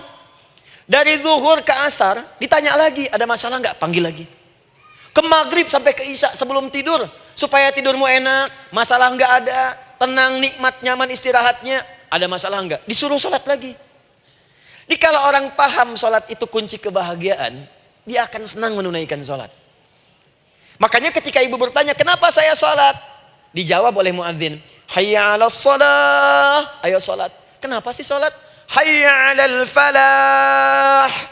Yuk bahagia. Ayo tenang. Yuk dapatkan apa yang kamu inginkan. Falah. Jadi kalau orang paham sholat itu menyelesaikan persoalan, tentu orang akan berbondong-bondong semangat untuk menunaikan sholat. Cuman sayang segelintir orang itu menilai sholat sebagai beban. Jadi sebagai kewajiban beban saja, makanya sholatnya nggak nikmat. Karak tadi duhur, ayeuna asar deui. Tuh. Ya bagaimana doanya bisa dijawab? Anda datang pada orang, tapi datangnya dengan marah-marah. Datangnya dengan mencelanya. Ya bagaimana dia bisa memberikan kebutuhan Anda? Anda datang pada Allah dengan niat yang tidak ikhlas. Setelah itu kemudian menggunjingkannya, bagaimana bisa dijawab? Tuntutan tinggi. Tapi datang tidak membawa prestasi, ya bagaimana bisa diberi? Catat tuh, bikin status. Paham ya? Nah ini bagian pertama. Jadi cara pertama, respon kata Allah, seruan Allah. Rumus pertama sholat. Nah sekarang saya ajarkan lagi. Ini belum selesai nih Bu. Ini panjang bahasannya nih. Sampai jam berapa kita? 10 ya? Oh, banyak. Oh, mau sampai jam 5 silahkan. Saya jam 10 selesai. Ya. Lihat sini. Oke, saya punya sekitar 1 jam kurang ke depan. Saya ingin terangkan sedetil-detilnya gitu ya. Dan saya hanya menyampaikan isi Al-Quran. Quran, hadis, Quran, hadis. Sekarang gini, Ustadz saya sekarang paham. Sholat berarti kunci untuk menyelesaikan masalah. Di sholat saya akan memohon. Sekarang Ustadz, bagaimana cara saya merespon sholat? Kan kata Allah, saya menyeru, respon gitu kan? Kita dipanggil sholat nih. Allahu Akbar, dipanggil. Bagaimana cara meresponnya? Sebelum minta. Awas, ibu ingin datang mengajukan proposal. Datang kepada wali kota, datang kepada gubernur, datang kepada presiden, datang kepada menteri sebelumnya. Bukankah ibu mempersiapkan diri? Penampilan ditata, proposal dibagus-bagusin gitu kan? Yang paling hebat itu kadang-kadang malam-malam latihan depan cermin. Bapak wali kota yang saya hormati. Lihat semuanya tuh. Dan yang paling luar biasa, maaf ya, janjian jam 7 dengan Pak Wali Kota, datang jam 6 ke Balai Kota. Sekarang ibu punya janji dengan Allah. Janji itu sudah diketahui sebelum pertemuannya. Kalau tidak percaya, 5 waktu ini ibu sudah hafal Bu. Ya, bahkan disuruh ngapalin oleh Allah. Buka Quran surah ke-4. Surah ibu, surah mama, An-Nisa. Ayat 103, Quran surah 4 ayat 103. فَإِذَا قَضَيْتُمُ الصَّلَاةَ فَاذْكُرُوا اللَّهَ قِيَامًا وَقُعُودًا وَعَلَى جُنُوبِكُمْ فَإِذَا اطْمَأْنَنْتُمْ فَأَقِيمُوا الصَّلَاةَ. Lihat ujung ayatnya. Innas salata kanat 'alal mu'minina kitaban mawquta. Sungguh semua waktu salat itu telah ditetapkan waktunya bagi orang beriman. Itu terjemahan biasa. Kalau terjemahkan pakai ilmu balaghah, sungguh orang beriman itu hafal waktu-waktu salat. Tahu waktunya. Apalagi kalau di waktu itu ibu punya kepentingan pasti hafal. Kalau ibu benar memprioritaskan sholat dan menilai sholat sebagai solusi hidup, menilai sholat sebagai kebutuhan, ibu pasti akan hafalkan itu Bu. Nih ya, ibu dapat bagian arisan nih, bulan ini misalnya. Dan memang bagian jatah ibu, demi Allah saya katakan, sebulan sebelumnya ibu sudah hafal tanggalnya kapan. Bahkan di kalender tuh diwarnain. Papa, bagian mama nanti bulan ini. Tuh. Dicatat semua, di tempat siapa, jam berapa, datang dengan penuh keceriaan dan kebanggaan. Luar biasa. Hanya untuk urusan dunia yang itu habis gitu. Jika dia tidak meninggalkan ibu, ibu yang meninggalkan dia duluan.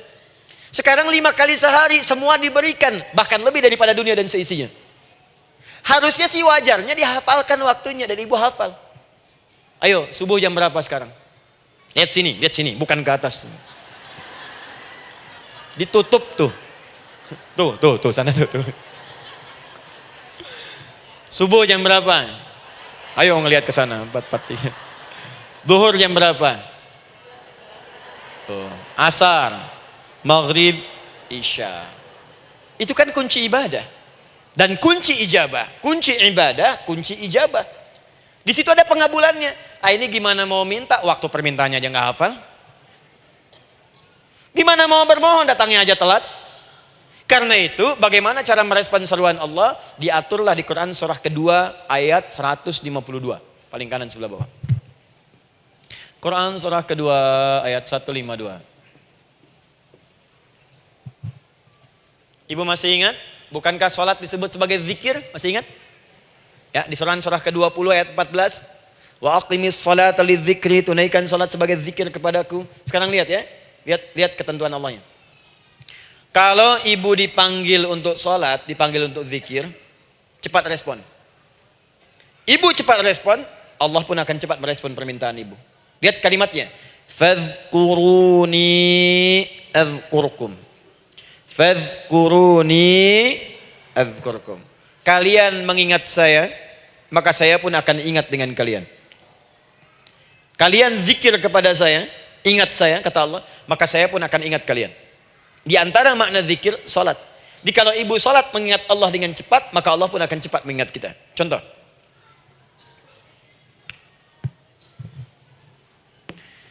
Saya ambil waktu subuh misalnya. Di Bandung 4, 3, 3. 4, 4, 3. Oh, lihat kesan lagi terjadi perbedaan pendapat. Ya. Ada yang 4, 3, 3, ada yang 4, 3, 4, ada yang 4, 3, 5, dan seterusnya. Yang ambil tengah-tengah lah, 4, 3, 5 misalnya. Orang 4, 3, 5. Lihat sini, fokus. Allahu Akbar, Allahu Akbar. 4, 3, 5.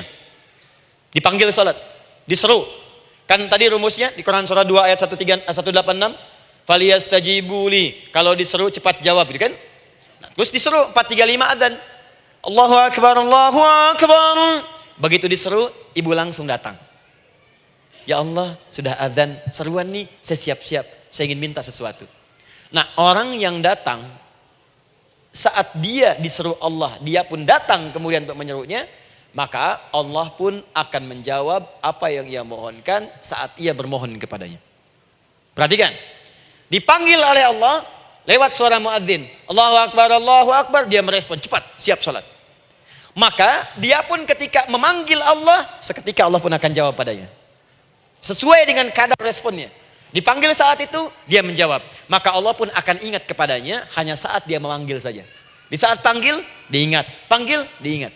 Jelas? Ini yang hebat. Dipanggil 4, 3, 5. Allahu Akbar, Allahu Akbar. Dia sudah ingat dari sejak jam 3 lewat 45. Dia bangun jam 3. Bisa. Padahal belum dipanggil. Datang. Bahkan Masya Allah, melakukan warming up dulu. Tahajud. Istighfar. Baca Al-Quran sebelum dipanggil. Masya Allah Bu. Ibu mau datang misalnya ke istana. Janjian jam 7, datang jam 6. Di situ ibu kerjakan yang baik-baik dulu. Wah lihat. Terus kelihatan CCTV kan. Wah ini orang bagus banget nih. Mulia, bagus. Sampah diambilin, disapu. Kelihatan. Itu ibu belum datang pun udah dipanggil duluan. Ada orang yang belum dipanggil sudah datang menghadap Allah. Tahajud dia, zikir dulu, istighfar dulu. Ini orang, maaf ya, walaupun dia belum memanggil Allah, Allah sudah menyelesaikan semua persoalannya. Di orang-orang yang selalu ingat kepada Allah, walaupun Allah dalam waktu tidak memanggilnya, maka Allah akan mengingatnya sekalipun orang ini belum bermohon kepadanya. Maka ibu nanti akan temukan orang-orang yang langsung diselesaikan persoalannya oleh Allah bahkan sebelum dia bermohon kepadanya. Ada orang yang seakan gak punya masalah Bu. Bukan gak punya masalah, sebab setiap dia punya masalah, masalahnya diringankan oleh Allah. Seakan-akan gak ada beban. Ah ini indah hidupnya. Enak. Butuh sesuatu, sebelum nyari, datang.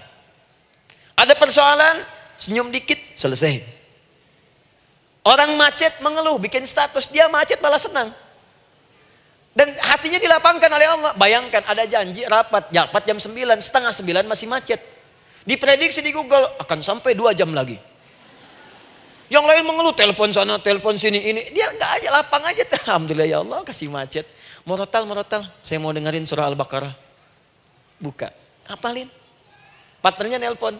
Sampai di mana akhi? Ini sampai di surah Al-Baqarah ayat 186. Tidak ada yang sia-sia dari Allah. Sabar ya di sana. Ya, atau kita bisa koneksikan dari sini apa yang bisa saya selesaikan sekarang di sini sehingga sampai sana kita tinggal kesimpulan saja. Tenang hatinya.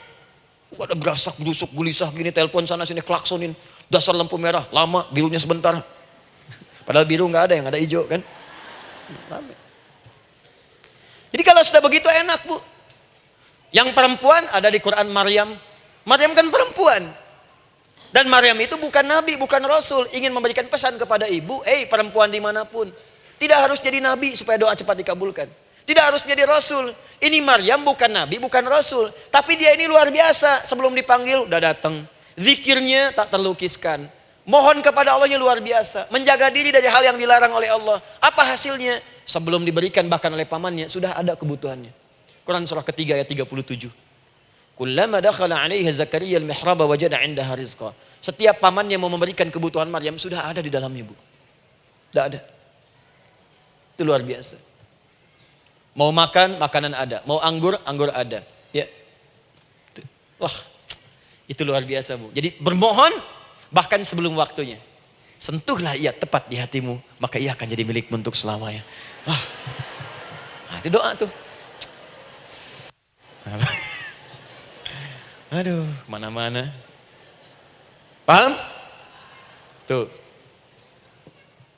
Jadi kalau yang standar-standar saja itu biasa. Maka datang sebelum waktunya. Datang. Atau datang pas dipanggil, standar.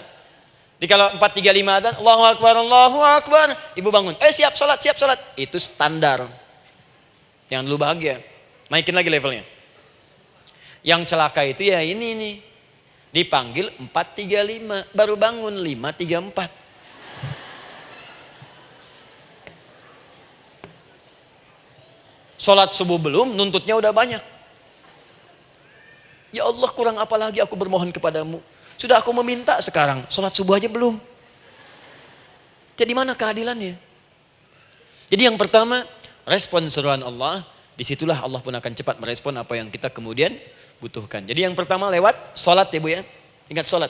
Dan sholat itu tadi dari 4 posisi saya ajarkan yang pertama saja satu. Supaya nggak terlampau panjang ya. Berdiri Bu. Saya ajarkan satu. Setiap ibu dalam keadaan berdiri dan membaca Al-Fatihah. Pada kalimat iyyaka na'budu wa iyyaka nasta'in. Ingat pada kalimat iyyaka na'budu wa iyyaka nasta'in. Maka sertakanlah di hati kita apa persoalan yang dirasakan untuk bermohon kepada Allah. Saya ajarkan cepat. Kalau ibu mau belajar lebih detail, ikuti kajian kami di fikih solat. Sifat solat Nabi SAW. Nanti saya terangkan semua dalilnya. Insya Allah sepanjang yang saya ketahui. Baik. Dasarnya ini. Dasarnya. Quran surah ketiga. Ayat 38 sampai 39. Dan dikuatkan nanti di hadis qudsi. Ibu kenal Nabi Zakaria? Ya kenal ya. Ya selamat lah Bu. Alhamdulillah. Episode ke-15 kenal Nabi Zakaria. Luar biasa. Alhamdulillah. Nabi Zakaria punya persoalan, sudah berumah tangga, belum ada keturunan, fisiknya sudah letih, rambutnya sudah memutih, dan mohon maaf istrinya divonis menopause dan mandul. Secara medis klinis.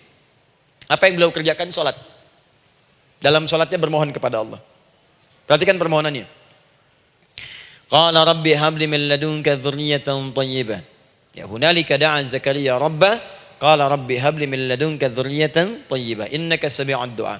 Ya Allah, aku bermohon kepadamu, anugerahkan aku keturunan. Semua mengatakan aku gak mungkin punya keturunan. Hanya engkau yang tidak punya batas dalam pemberian. Engkau pasti mendengar doa saya. Kalau pada yang maha mendengar tidak mengabulkan juga, lantas kepada siapa lagi aku mesti memohon? Doa ini dipanjatkan oleh beliau dalam keadaan sholat. Sedang berdiri dalam sholatnya. Jadi ibu maaf ya, tolong jangan salah berpikir. Semua nabi dan rasul, orang soleh sebelumnya itu sholat. Cuma kita lebih sempurna gerakan dan jumlahnya. Sempurna. Orang dulu sholat. Nabi Musa sholat. Quran surah 20 ayat 14. Nabi Isa sholat. Quran surah 19 ayat 31 sampai 33. Nabi Ismail sholat. Quran surah 19 ayat ke-55. Semua sholat. Sholat.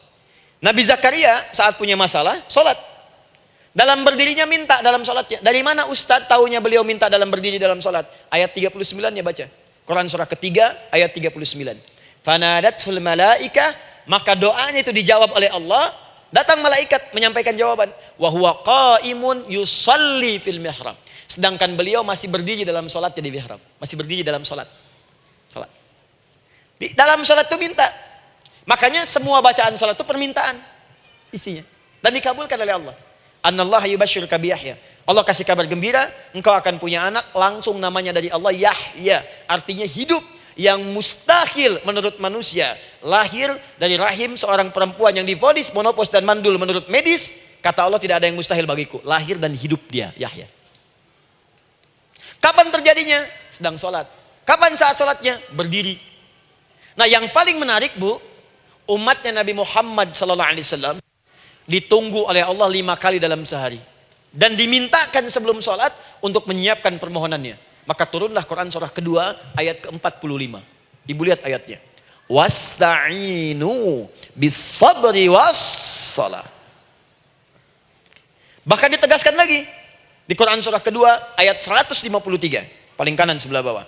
Ya ayyuhalladzina amanu ista'inu bis-sabri was-salah.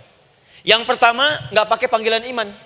Wasta'inu, kata Allah, hey, kalau kamu punya masalah, jangan mengeluh, jangan berkeluh kesah, jangan terlampau banyak gelisah, cepat siapkan dirimu untuk menunaikan sholat. Siapkan permohonanmu, minta kepada aku lewat sholat. Kalau belum yakin, disebutkan imannya. Ya ayyuhalladzina amanu, hei orang-orang yang masih merasa punya iman, katanya punya iman. Jadi kalau ibu nggak mau minta lewat sholat, dipertanyakan imannya. Kamu punya iman nggak? Kata Allah, yakin nggak dengan saya? Kalau punya masalah jangan mengeluh. Datang pada saya minta. Lewat sholat, saya panggil sholat minta. Kalau masih merasa punya iman. Tuh, iman kita tuh dipertaruhkan di situ. Nah sekarang, saya berikan rumus bahasanya. Allah memanggil kita dengan bentuk jama, perintah jama. Wasta'inu, wasta'inu. Itu bentuk perintah.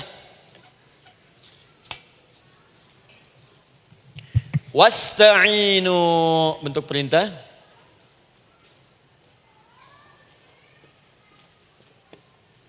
Wasta'inu.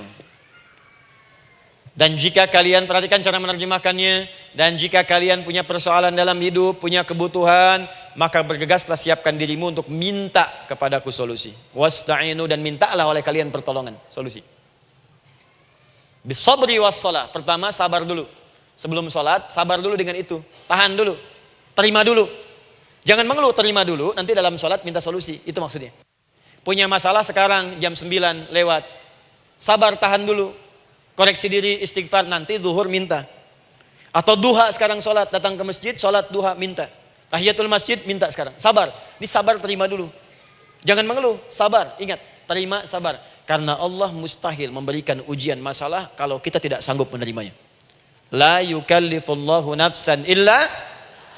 Saya sering katakan Bu ya, maaf kalau kalimat ini mungkin kurang berkenan. Tapi kalimat ini nyata. Kalau ibu sekarang punya masalah seberat apapun, itu artinya hanya ibu yang sanggup untuk menerimanya. Saya tidak. Betul, karena itu persoalan itu dititipkan kepada ibu, bukan kepada seorang bernama Adi Hidayat. Ibu yang dipercaya. Ya ibu dipercaya oleh Allah, kenapa ibu tidak yakin dengan itu? Karena cuma ibu yang bisa mengatasi. Ibu yang mampu, saya tidak, karena itu dititipkan pada ibu. Kaidahnya la yukallifullahu nafsan illa wus'aha. Allah nggak akan berikan beban ujian masalah kalau dia nggak mampu. Artinya kalau saya nggak mampu, saya nggak dikasih. Ibu mampu, ibu diberi. Jangan mengeluh.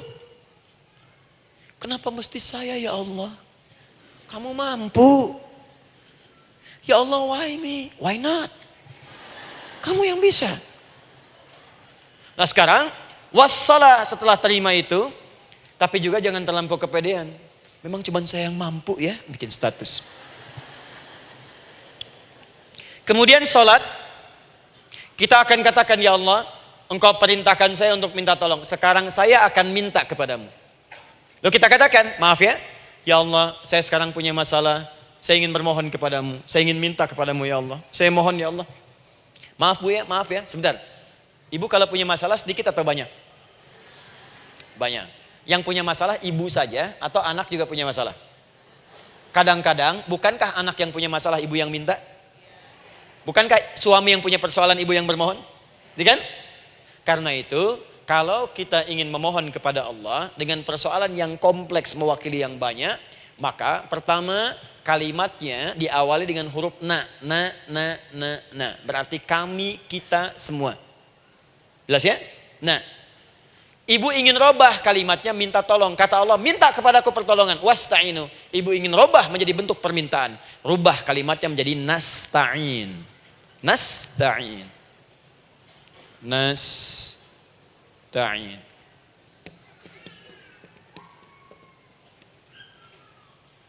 Wasta'inu nasta'in. Minta kepada siapa tadi? Allah. Boleh minta kepada selain Allah? Tidak. Hanya kepada Allah saja? Hanya kepada Allah saja, hanya kepadamu ya Allah, tidak kepada yang lain.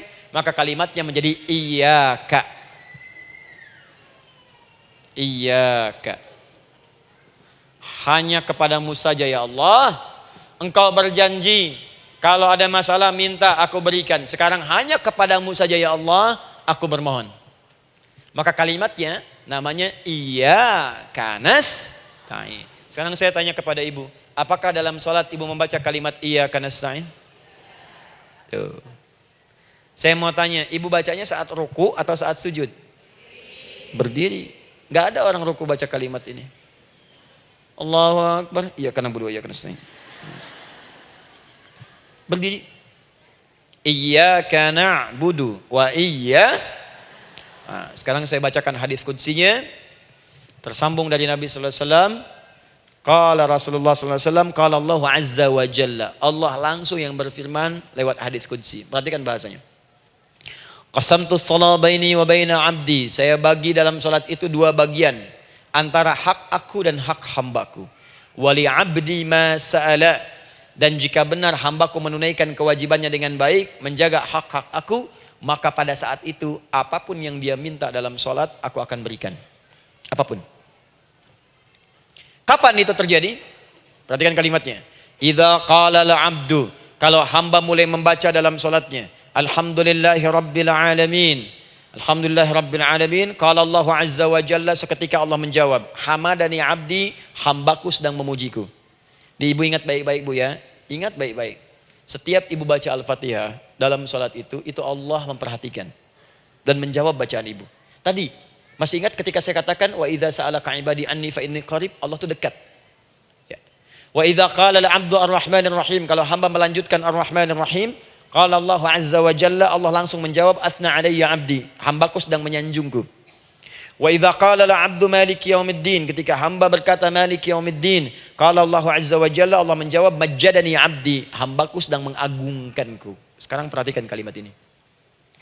Wa idza qala al-'abdu, jika seorang hamba berkata iyyaka na'budu wa iyyaka nasta'in, ya Allah, sekarang hamba salat ibadah atas perintahmu. Dan hamba minta, ya Allah, hamba punya masalah, hamba punya persoalan, dan kau janjikan minta dalam sholat. Qala Allah azza wa jalla, Allah jawab, hadza baini wa baina abdi, inilah perjanjian aku dengan hambaku. Wali abdi, kalau hambaku benar sholatnya sampai bacaan ini, masalah apapun yang dia minta sekarang aku akan kabulkan. Dalam berdiri. Cuman sayang, kadang-kadang dalam keadaan ini banyak yang tidak minta. Maka caranya saya sampaikan yang pertama, kalau ibu sudah sampai ke bacaan ini, iyyaka na'budu wa iyyaka nasta'in, sertakanlah dalam hati ibu. Gak usah dilafadzkan. Sertakan ibu punya masalah apa. Atau secara umum minta solusi. Minta. Nabi itu kalau sholat, Nabi SAW kalau sholat, itu kalau baca ayat-ayat Quran, itu seringkali berhenti bu. Sering berhenti. Kalau dalam ayat doa, beliau berhenti, mohonkan dengan baik. Kalau ayat-ayat surga, minta supaya umatnya ke surga. Ayat-ayat neraka, mohon supaya umatnya dibebaskan dari neraka. Minta. Kesaksiannya banyak. Hudzaifah al-Yamani pernah salat di belakang Nabi, begitu. Abdullah bin Mas'ud radhiyallahu ta'ala anhu salat di belakang Nabi, begitu. Ubay bin Ka'ab radhiyallahu ta'ala anhu salat di belakang Nabi, begitu. Di kesaksian mereka sama semua. Makanya seringkali itu nggak sadar, enak salat dengan Nabi itu. Nyaman. Kalau baca ayat surga seakan-akan pengen cepat ke surga. Kalau baca ayat doa berdoa, jadi nggak sadar. Rakaat pertama 100 ayat aja Al-Baqarah. Ya, kadang-kadang lewat ke Ali Imran. Pernah rekornya 5 juz 4 halaman, An-Nisa ayat 176 baru berhenti. Ya walaupun besoknya nggak pada ikutan lagi. Ya, karena merasa ini kapan rukunya gitu, sekarang atau nanti, sekarang atau nanti. Tapi enak. Nah, saya ajarkan satu hal, kalau kita sampai pada bacaan Al-Fatihah tadi, jeda sejenak bu, rasakan itu, minta. Minta. Setelah itu Allah ajarkan satu lafaz, kalau lafaz ini benar dibacakan oleh ibu, benar dibacakan, maka seketika doa akan dijawab. Langsung dikabulkan. Apa bacaan itu? Nanti dalam pelajaran selanjutnya kita akan bahas ya, insya Allah. Masih ada waktu? Oh ya, kalau masih kita bahas ya. Masih. Ada sesi mau jawab pertanyaan dulu, diskusi dulu, atau saya teruskan sebentar? Teruskan ya. Baik, kalau kita sampai jam 10, saya jeda sampai ke 9.45. Jadi 15 menitnya kita bisa diskusi ya. Baik. Apa lafaz yang kita bisa mohonkan? Teruskan ayatnya. Ihdinas siratal mustaqim. Ihdinas siratal mustaqim. Ihdinas siratal mustaqim. Ini Bu, nanti Ibu lihat dalam kajian tafsir yang kami sampaikan, juga dalam kajian fikih salat saya bahas dengan detail. Di sini singkat saja, singkat padat. Ihdina itu, ya Allah berikan kami hidayah, berikan kami jalan, berikan kami petunjuk, tunjukkan kami jalan yang lurus. Kalimat ihdina asalnya dari kata hidayah. Hidayah, jamaknya hudan. Ihdina, berikan kami hidayah. Berikan kami hudan. Kalau tunjukkan kami jalan yang lurus, itu terjemahan, Bu. Terjemahan. Kalau ibu ingin makna tafsir per huruf, per kalimat, bahkan per harokat, itu semua ada maknanya. Karena semua kalimat Quran itu mukjizat. Ihdina dari kata hidayah, hudan. Berikan kami hidayah. Hidayah dalam bahasa Arab itu banyak maknanya. Bisa solusi dari semua persoalan. Bisa jalan menuju kemudahan. Bisa kesuksesan. Bisa petunjuk. Banyak. Kalau dikumpulkan namanya hudan. Hudan. Makanya Al-Quran disebut hudan. Karena di Quran ada semua. Solusi ada, petunjuk ada, kemudahan ada. Dzalikal kitabu la raiba fi hudal. Al-Quran hudan. Syahrul Ramadan alladzi unzila fihi al-Quran hudan linnas. Isi Quran semua hudan. Di situ ada solusi. Di situ ada petunjuk. Di situ ada kemudahan. Kalau kita ingin minta semua itu, kalimatnya dikatakan fi'il amr lit talab. Permohonan dalam bentuk kalimat permintaan. Ihdina, berikan kepada kami hudan. Kalau sudah mengatakan ihdina artinya minta solusi, minta kemudahan, minta petunjuk. Jadi ketika ibu mengucapkan kalimat ihdinas siratal mustaqim, itu artinya ya Allah berikan kepada kami solusi dari masalah yang sedang saya hadapi. Berikan petunjuk dari persoalan yang sedang saya jalani. Berikan kemudahan ya Allah dari kesulitan yang tengah saya hadapi. As-siratal mustaqim, yang lurus, yang gampang. Karena jalan yang gampang itu lurus, gak berkelok, Bu. Langsung ke tujuan. Saya mau ke sini jalannya belok-belok, gak langsung, kan gak enak. Ibu mau ke satu undangan, jalannya belok sini, belok sini, belok sini, belok sini. Kelokan 9, kelokan 7, kelokan 8. Ya. Kan rasanya berliku.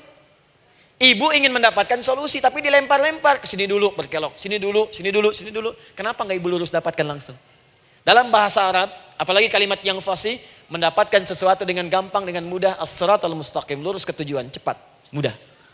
Apalagi ke surga nanti, tunjukkan kami jalan yang lurus, yang benar, hak dari Allah dan mudah didapatkan. Itu maksudnya. Ini bukan sekedar tunjukkan jalan yang lurus, solusi yang mudah, yang gampang, yang cepat. Paham di sini ya? Seperti orang-orang dulu mendapatkannya. Siratal ladzina an'amta 'alaihim.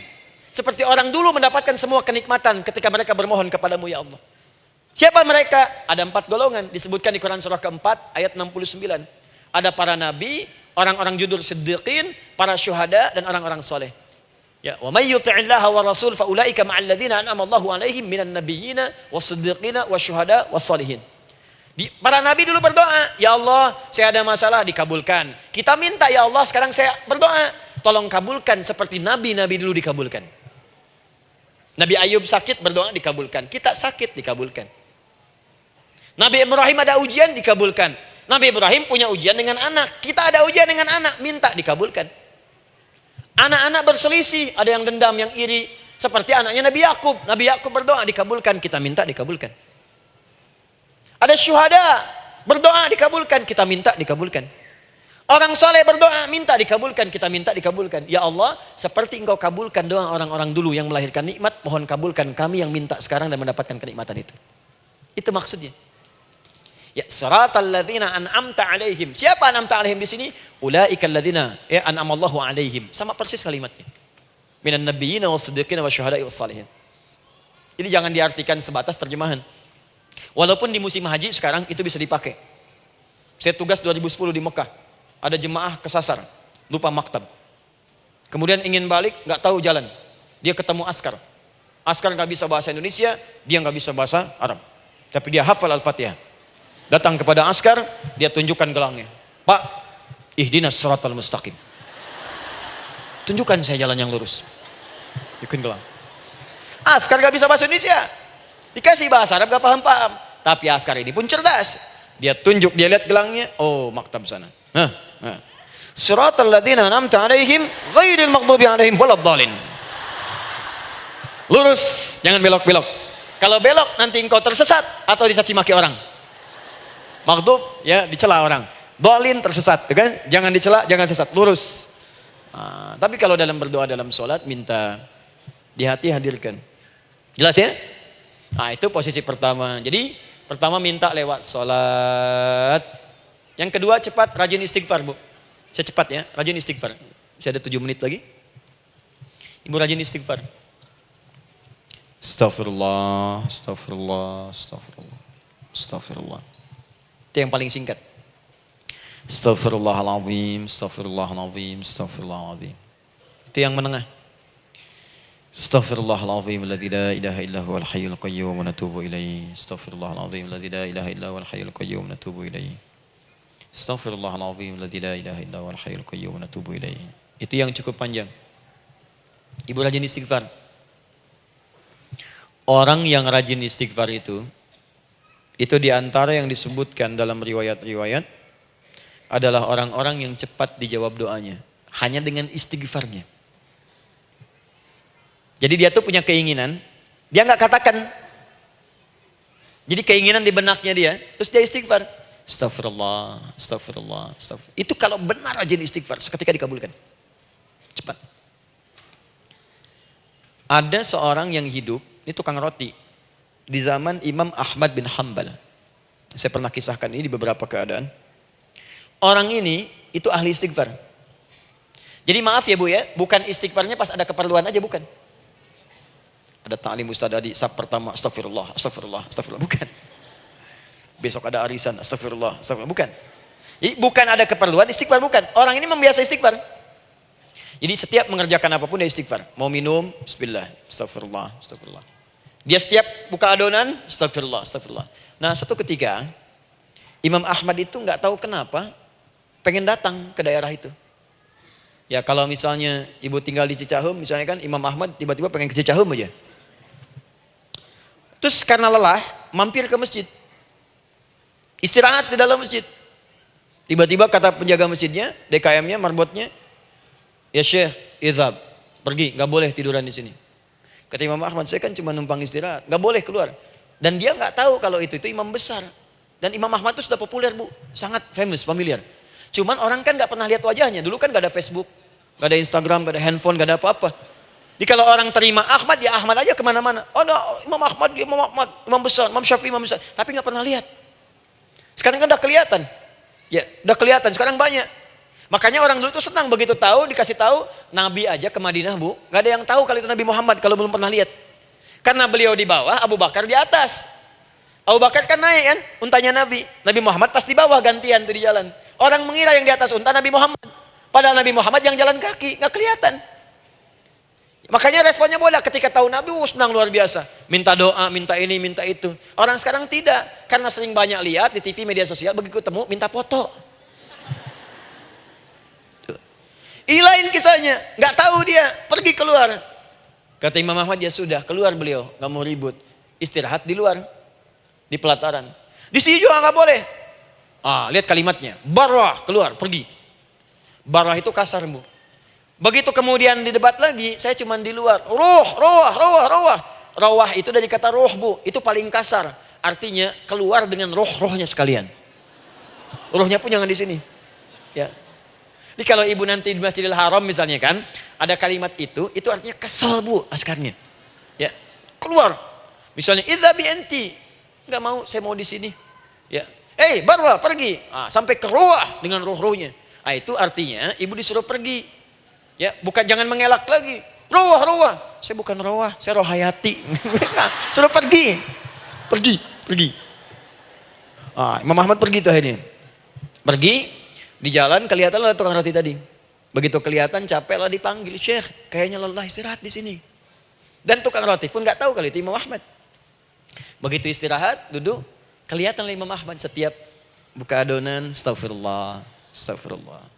Bikin lagi, astagfirullah. Imam Ahmad tahu faidah itu. Tapi ingin menguji si tukang roti ini, ditanya.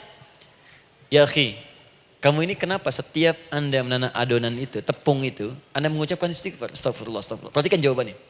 Wallahi demi Allah, tidak pernah saya beristighfar dalam setiap aktivitas saya, kecuali Allah selalu mengabulkan doa yang saya mohonkan. Di setiap minta, astagfirullah, itu dikabulkan. Cuman satu yang sampai sekarang belum terkabul. Apa itu kata Imam Ahmad? Saya ini selalu bermohon kepada Allah, ya Allah, mohon sebelum saya wafat atau setelah ia wafat, pertemukan saya ya Allah dengan Imam Ahmad bin Hanbal. Sebelum saya yang wafat atau wafat Imam Ahmad. Kata Imam Ahmad, astagfirullah, Allahu Akbar. Itu mungkin yang memperjalankan saya kemari. Tiba-tiba pengen ke sini, sampai diusir keluar dari rumah Allah dari masjid, sampai di sini karena istighfar Anda. Sayalah Imam Ahmad bin Hanbal. Astagfirullah, astagfirullah, astagfirullah. Imam Ahmad ke situ datang. Tolong jangan lakukan pada saya. Salah di hidayat ya Allah. Astagfirullah, astagfirullah. Saya jawab lagi dari sana. La haula wala quwata illa billah. Ini istighfar. Nah, kapan istighfar yang baik? Istighfar yang baik dilakukan setelah tahajud sebelum fajar. Saya ulang ya. Setelah tahajud sebelum fajar. Dalilnya Quran surah ke-51 ayat 18. Baca dari ayat 15 sampai 18-nya. Jadi ibu kalau mau seperti itu, rajin tahajud dulu bu. Tahajud. Setelah itu biasakan istighfar. Itu latihan dulu, itu baru latihan. Ingat ya, istighfar menjelang fajar di waktu sahar, itu baru latihan. Astagfirullah, astagfirullah, astagfirullah. Nanti kalau sudah banyak latihan, ibu akan refleks. Mau duduk masuk mobil, astagfirullah. Duduk mau makan, astagfirullah. Ya, kadang-kadang ibu mau ambil handphone, astagfirullah. Itu refleks di lisan kita keluar. Ahli istighfar itu nggak direncanakan keluar di lisannya. Astagfirullah, astagfirullah, astagfirullah. Kalau sudah seperti itu, berbahagialah. Karena apapun kadang ibu inginkan, sepanjang itu ibu butuhkan, seketika dikabulkan. Ya. Yang ketiga, yang terakhir. Sudah 9:45, boleh sedikit? Ya, yang terakhir ya, terakhir. Jangan khawatir, setelah ini selesai. Jangan khawatir. Yang ketiga, ini amalan yang paling dahsyat. Jadi yang pertama minta dikabulkan. Yang kedua baru istighfar dikabulkan. Yang ketiga nggak ngapa-ngapain dijawab. Artinya baru terbersit, ada keinginan jawab seketika. Amalan yang ketiga ini adalah amalan yang dikerjakan karena cinta kepada Allah Subhanahu wa taala. Mahabbatillah, kecintaan kepada Allah. Amalan yang dikerjakan karena cinta kepada Allah Subhanahu wa taala. Amalannya mencintai Allah. Beda bu. Salat dengan cinta dibandingkan dengan salat karena memenuhi kebutuhan atau kewajiban saja, itu akan lain. Ibu kalau benar-benar mencintai Allah, maka dalam salat pun persiapannya akan beda. Saya beri contoh gini ya. Dari pakaian akan lain kata Al-Quran. Quran surah 7 ayat 31. Ya bani Adam khudhu zinatakum inda kulli masjid. Hei anak cucu Adam, kalau ada panggilan dari masjid, kenakan pakaian terindahmu. Di orang-orang yang mencintai Allah saat akan sholat, dia akan perhatikan dari pakaiannya. Jauhkan dari yang haram. Terus cari yang paling baik yang dia kenakan. Gak akan sembarangan. Kalau ibu pakai mukena juga cari mukena yang paling indah. Bukan karena pengen dilihat orang. Karena ingin Allah menyaksikan sholat ibu dalam keadaan yang sempurna. Wudu tuh hati-hati gitu. Quran surah ke-5 ayat ke-6. Ya ayyuhalladzina amanu idza qumtum ila shalah faghsilu wujuhakum wa aydiyakum ilal marafiq wamsahu bi ru'usikum wa arjulakum ilal ka'bain. Jika ada orang beriman mencintai Allah, mau sholat dia mau wudu, wudunya enggak akan sembarangan, Bu.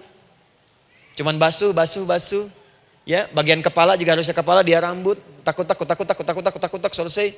Sampai ke kaki cuma disodorkan di keran, beres. Itu sih anak kecil juga bisa. Orang ini lain. Dia akan pelan-pelan dilihat secara sempurna. Hati-hati, kerjakan karena Allah, karena ingin baik. Kalau orang sholat hanya kebutuhan saja, maka yang penting dia takbir sampai salam selesai. Tapi ini tidak, dia akan pelajari bagaimana Nabi mengajarkan sholat yang benar. Bagaimana bacaan saya benar. Dia belajar ngaji supaya benar bacaan Fatihahnya. Dia belajar dengan baik supaya khusyuk di dalam sholatnya. Dia pahami satu-satu. Apa artinya Allahu Akbar, apa artinya Subhana Rabbiyal Azim, apa artinya Subhana Rabbiyal A'la, apa artinya Sami Allahu liman hamidah. Dipahami. Di begitu dia sholat dan baru takbir sudah paham isinya. Jika ada orang seperti ini, dia mengerjakan apa yang Allah perintahkan karena cinta dengan Allah. Dia berzakat karena ingin mencintai Allah. Dia berinfak karena cinta dengan Allah, bukan karena uangnya. Pokoknya kalau orang cinta itu, Bu, setiap pecinta dia akan memberikan apapun pada yang dicintai. Walaupun tak diminta. Dan pecinta itu sifatnya, kalau yang dicintainya senang sesuatu, akan otomatis ikut senang. Ibu misalnya senang ya dengan pasangan sebelum menikah. Pasangan senang kucing, ibu akan terpaksa senang kucing. Ibu cinta dengan anak, semua akan diikuti apa yang diinginkan. Seperti itu, cinta itu butuh pembuktian. Karena itu sering saya katakan pada akhwat ya yang belum menikah, yang masih muda-muda belum menikah, cinta itu butuh pembuktian. Jadi jangan percaya kalau ada orang yang bicara di lisannya nggak ada buktinya. Aku akan seperti Dilan membawamu dalam motorku. Katakan padanya, aku tak butuh dengan rayuan kata-katamu. Itu hanya angin surga. Yang kubutuhkan, tuliskan namaku di buku nikah kita. Wah, catat. Itu caranya. Main ke Taman Dilan, cuman boncengan. Seakan dunia milik berdua, yang lain gak ada. Gombal. Udah ya? Jelas? Jadi amalan yang ketiga ini kerjakan karena Allah. Saya mau contohkan satu. Ibu pernah dengar Imam Malik bin Anas? Pernah ya? Gurunya Al-Imam Asy-Syafi'i, Imam Malik bin Anas, lahir di kisaran tahun 94-95 Hijrah. Siap Kang Don. Baik, ini terakhir nih saya tutup nih. Benar-benar terakhir. Betul-betul. 10 menit lagi kalau ada nanti tanya jawab sedikit. Imam Malik ini Bu, itu Masya Allah. Saking cinta pada Allah dan Rasul, itu tidak pernah, jangankan sholat. Dalam beliau memberikan fatwa pun akan mencari pakaian yang paling bagus. Paling indah. Dan beliau menjaga adab dalam menyampaikan kalimat Nabi pun itu luar biasa. Sampai satu kali pernah pakai jubah bagus, indah. Ada lebah menyengat di kepalanya, sedang menyampaikan hadis. Saking hormatnya terhadap hadis Nabi, lebah itu dibiarkan menyengatnya. Nggak mau memutus kalimat Nabi, hadis Nabi hanya untuk mengusir lebah, dibiarkan sampai tersengat. Apa yang Allah berikan kepada beliau? Allahu Akbar. Satu kali singkat, berdiskusi dengan muridnya Al-Imam Asy-Syafi'i. Kata Al-Imam Asy-Syafi'i, ya guru, setahu saya rizki itu dicari dulu baru dikasih. Imam Malik lebih tinggi ilmunya pada saat itu. Beliau tahu ada 8 jenis rizki. Ya Syafi'i, ada rizki yang tidak perlu dicari, Allah berikan. Wah, berdebat tuh sampai berpisah. Setelah itu secara singkat Imam Asy-Syafi'i lewat di kebun anggur sedang panen anggur besar. Tiba-tiba tergerak untuk membantu, datang ke situ bantu. Begitu selesai dikasih hadiah anggur banyak, besar-besar, indah, enak, gitu kan? Ketika diberi itu langsung senang beliau. Bukan karena anggurnya, karena merasa pendapatnya benar. Jadi begitu bekerja baru dapat. Dibawalah anggur ini diberikan pada gurunya. Perhatikan adabnya terhadap guru. Jadi kalau ibu adabnya bagus pada guru, keberkahan dapat, ilmunya pun menghunjam di jiwa. Imam Syafi'i nggak merasa benar, tapi memberikan sebuah jawaban dengan adab. Guru, tadi itu ada panen anggur, saya mencoba membantu. Begitu saya bantu dikasih anggur, dikencangkan kalimatnya. Begitu saya bantu dikasih. Dibantu dulu baru dikasih. Kalau saya nggak bantu, saya nggak dikasih. Apa jawab Imam Malik? Imam Malik tersenyum, tertawa. Tabassama dhahika. Masya Allah Syafi'i, bahasa kita. Tadi itu saya keluar mau ngajar, siang-siang terik begini saya kepikiran, ya Allah, kalau makan anggur yang enak-enak, enak banget sekarang ini. Ada anggur sekarang. Tuh. Murid berikhtiar, guru mendapatkan hasil. Setelah itu Asy-Syafi'i naik dan jadi bintang di zamannya, sampai kekinian pun luar biasa. Dan mendapatkan barakah gurunya, seperti gurunya dapatkan, muridnya pun meraihnya. Itulah 3 cara bagi kita untuk bermohon kepada Allah. Jika ingin dipercepat oleh Allah, bisa lewat sholat, bisa lewat istighfar, bisa juga dengan menciptakan amalan-amalan, atau mengikuti amalan-amalan yang dicintakan atau ditujukan untuk mencintai Allah Subhanahu wa Ta'ala. Ibu bisa paham ini? Baik. Kemudian berdoa. Tapi yang jadi masalah, Ustadz, ketika berdoa kok belum dikabulkan juga? Apa ciri doa dikabulkan? Seperti apa kita tahu doa kita dikabulkan? Itu mungkin kita bahas di episode yang berbeda insya Allah.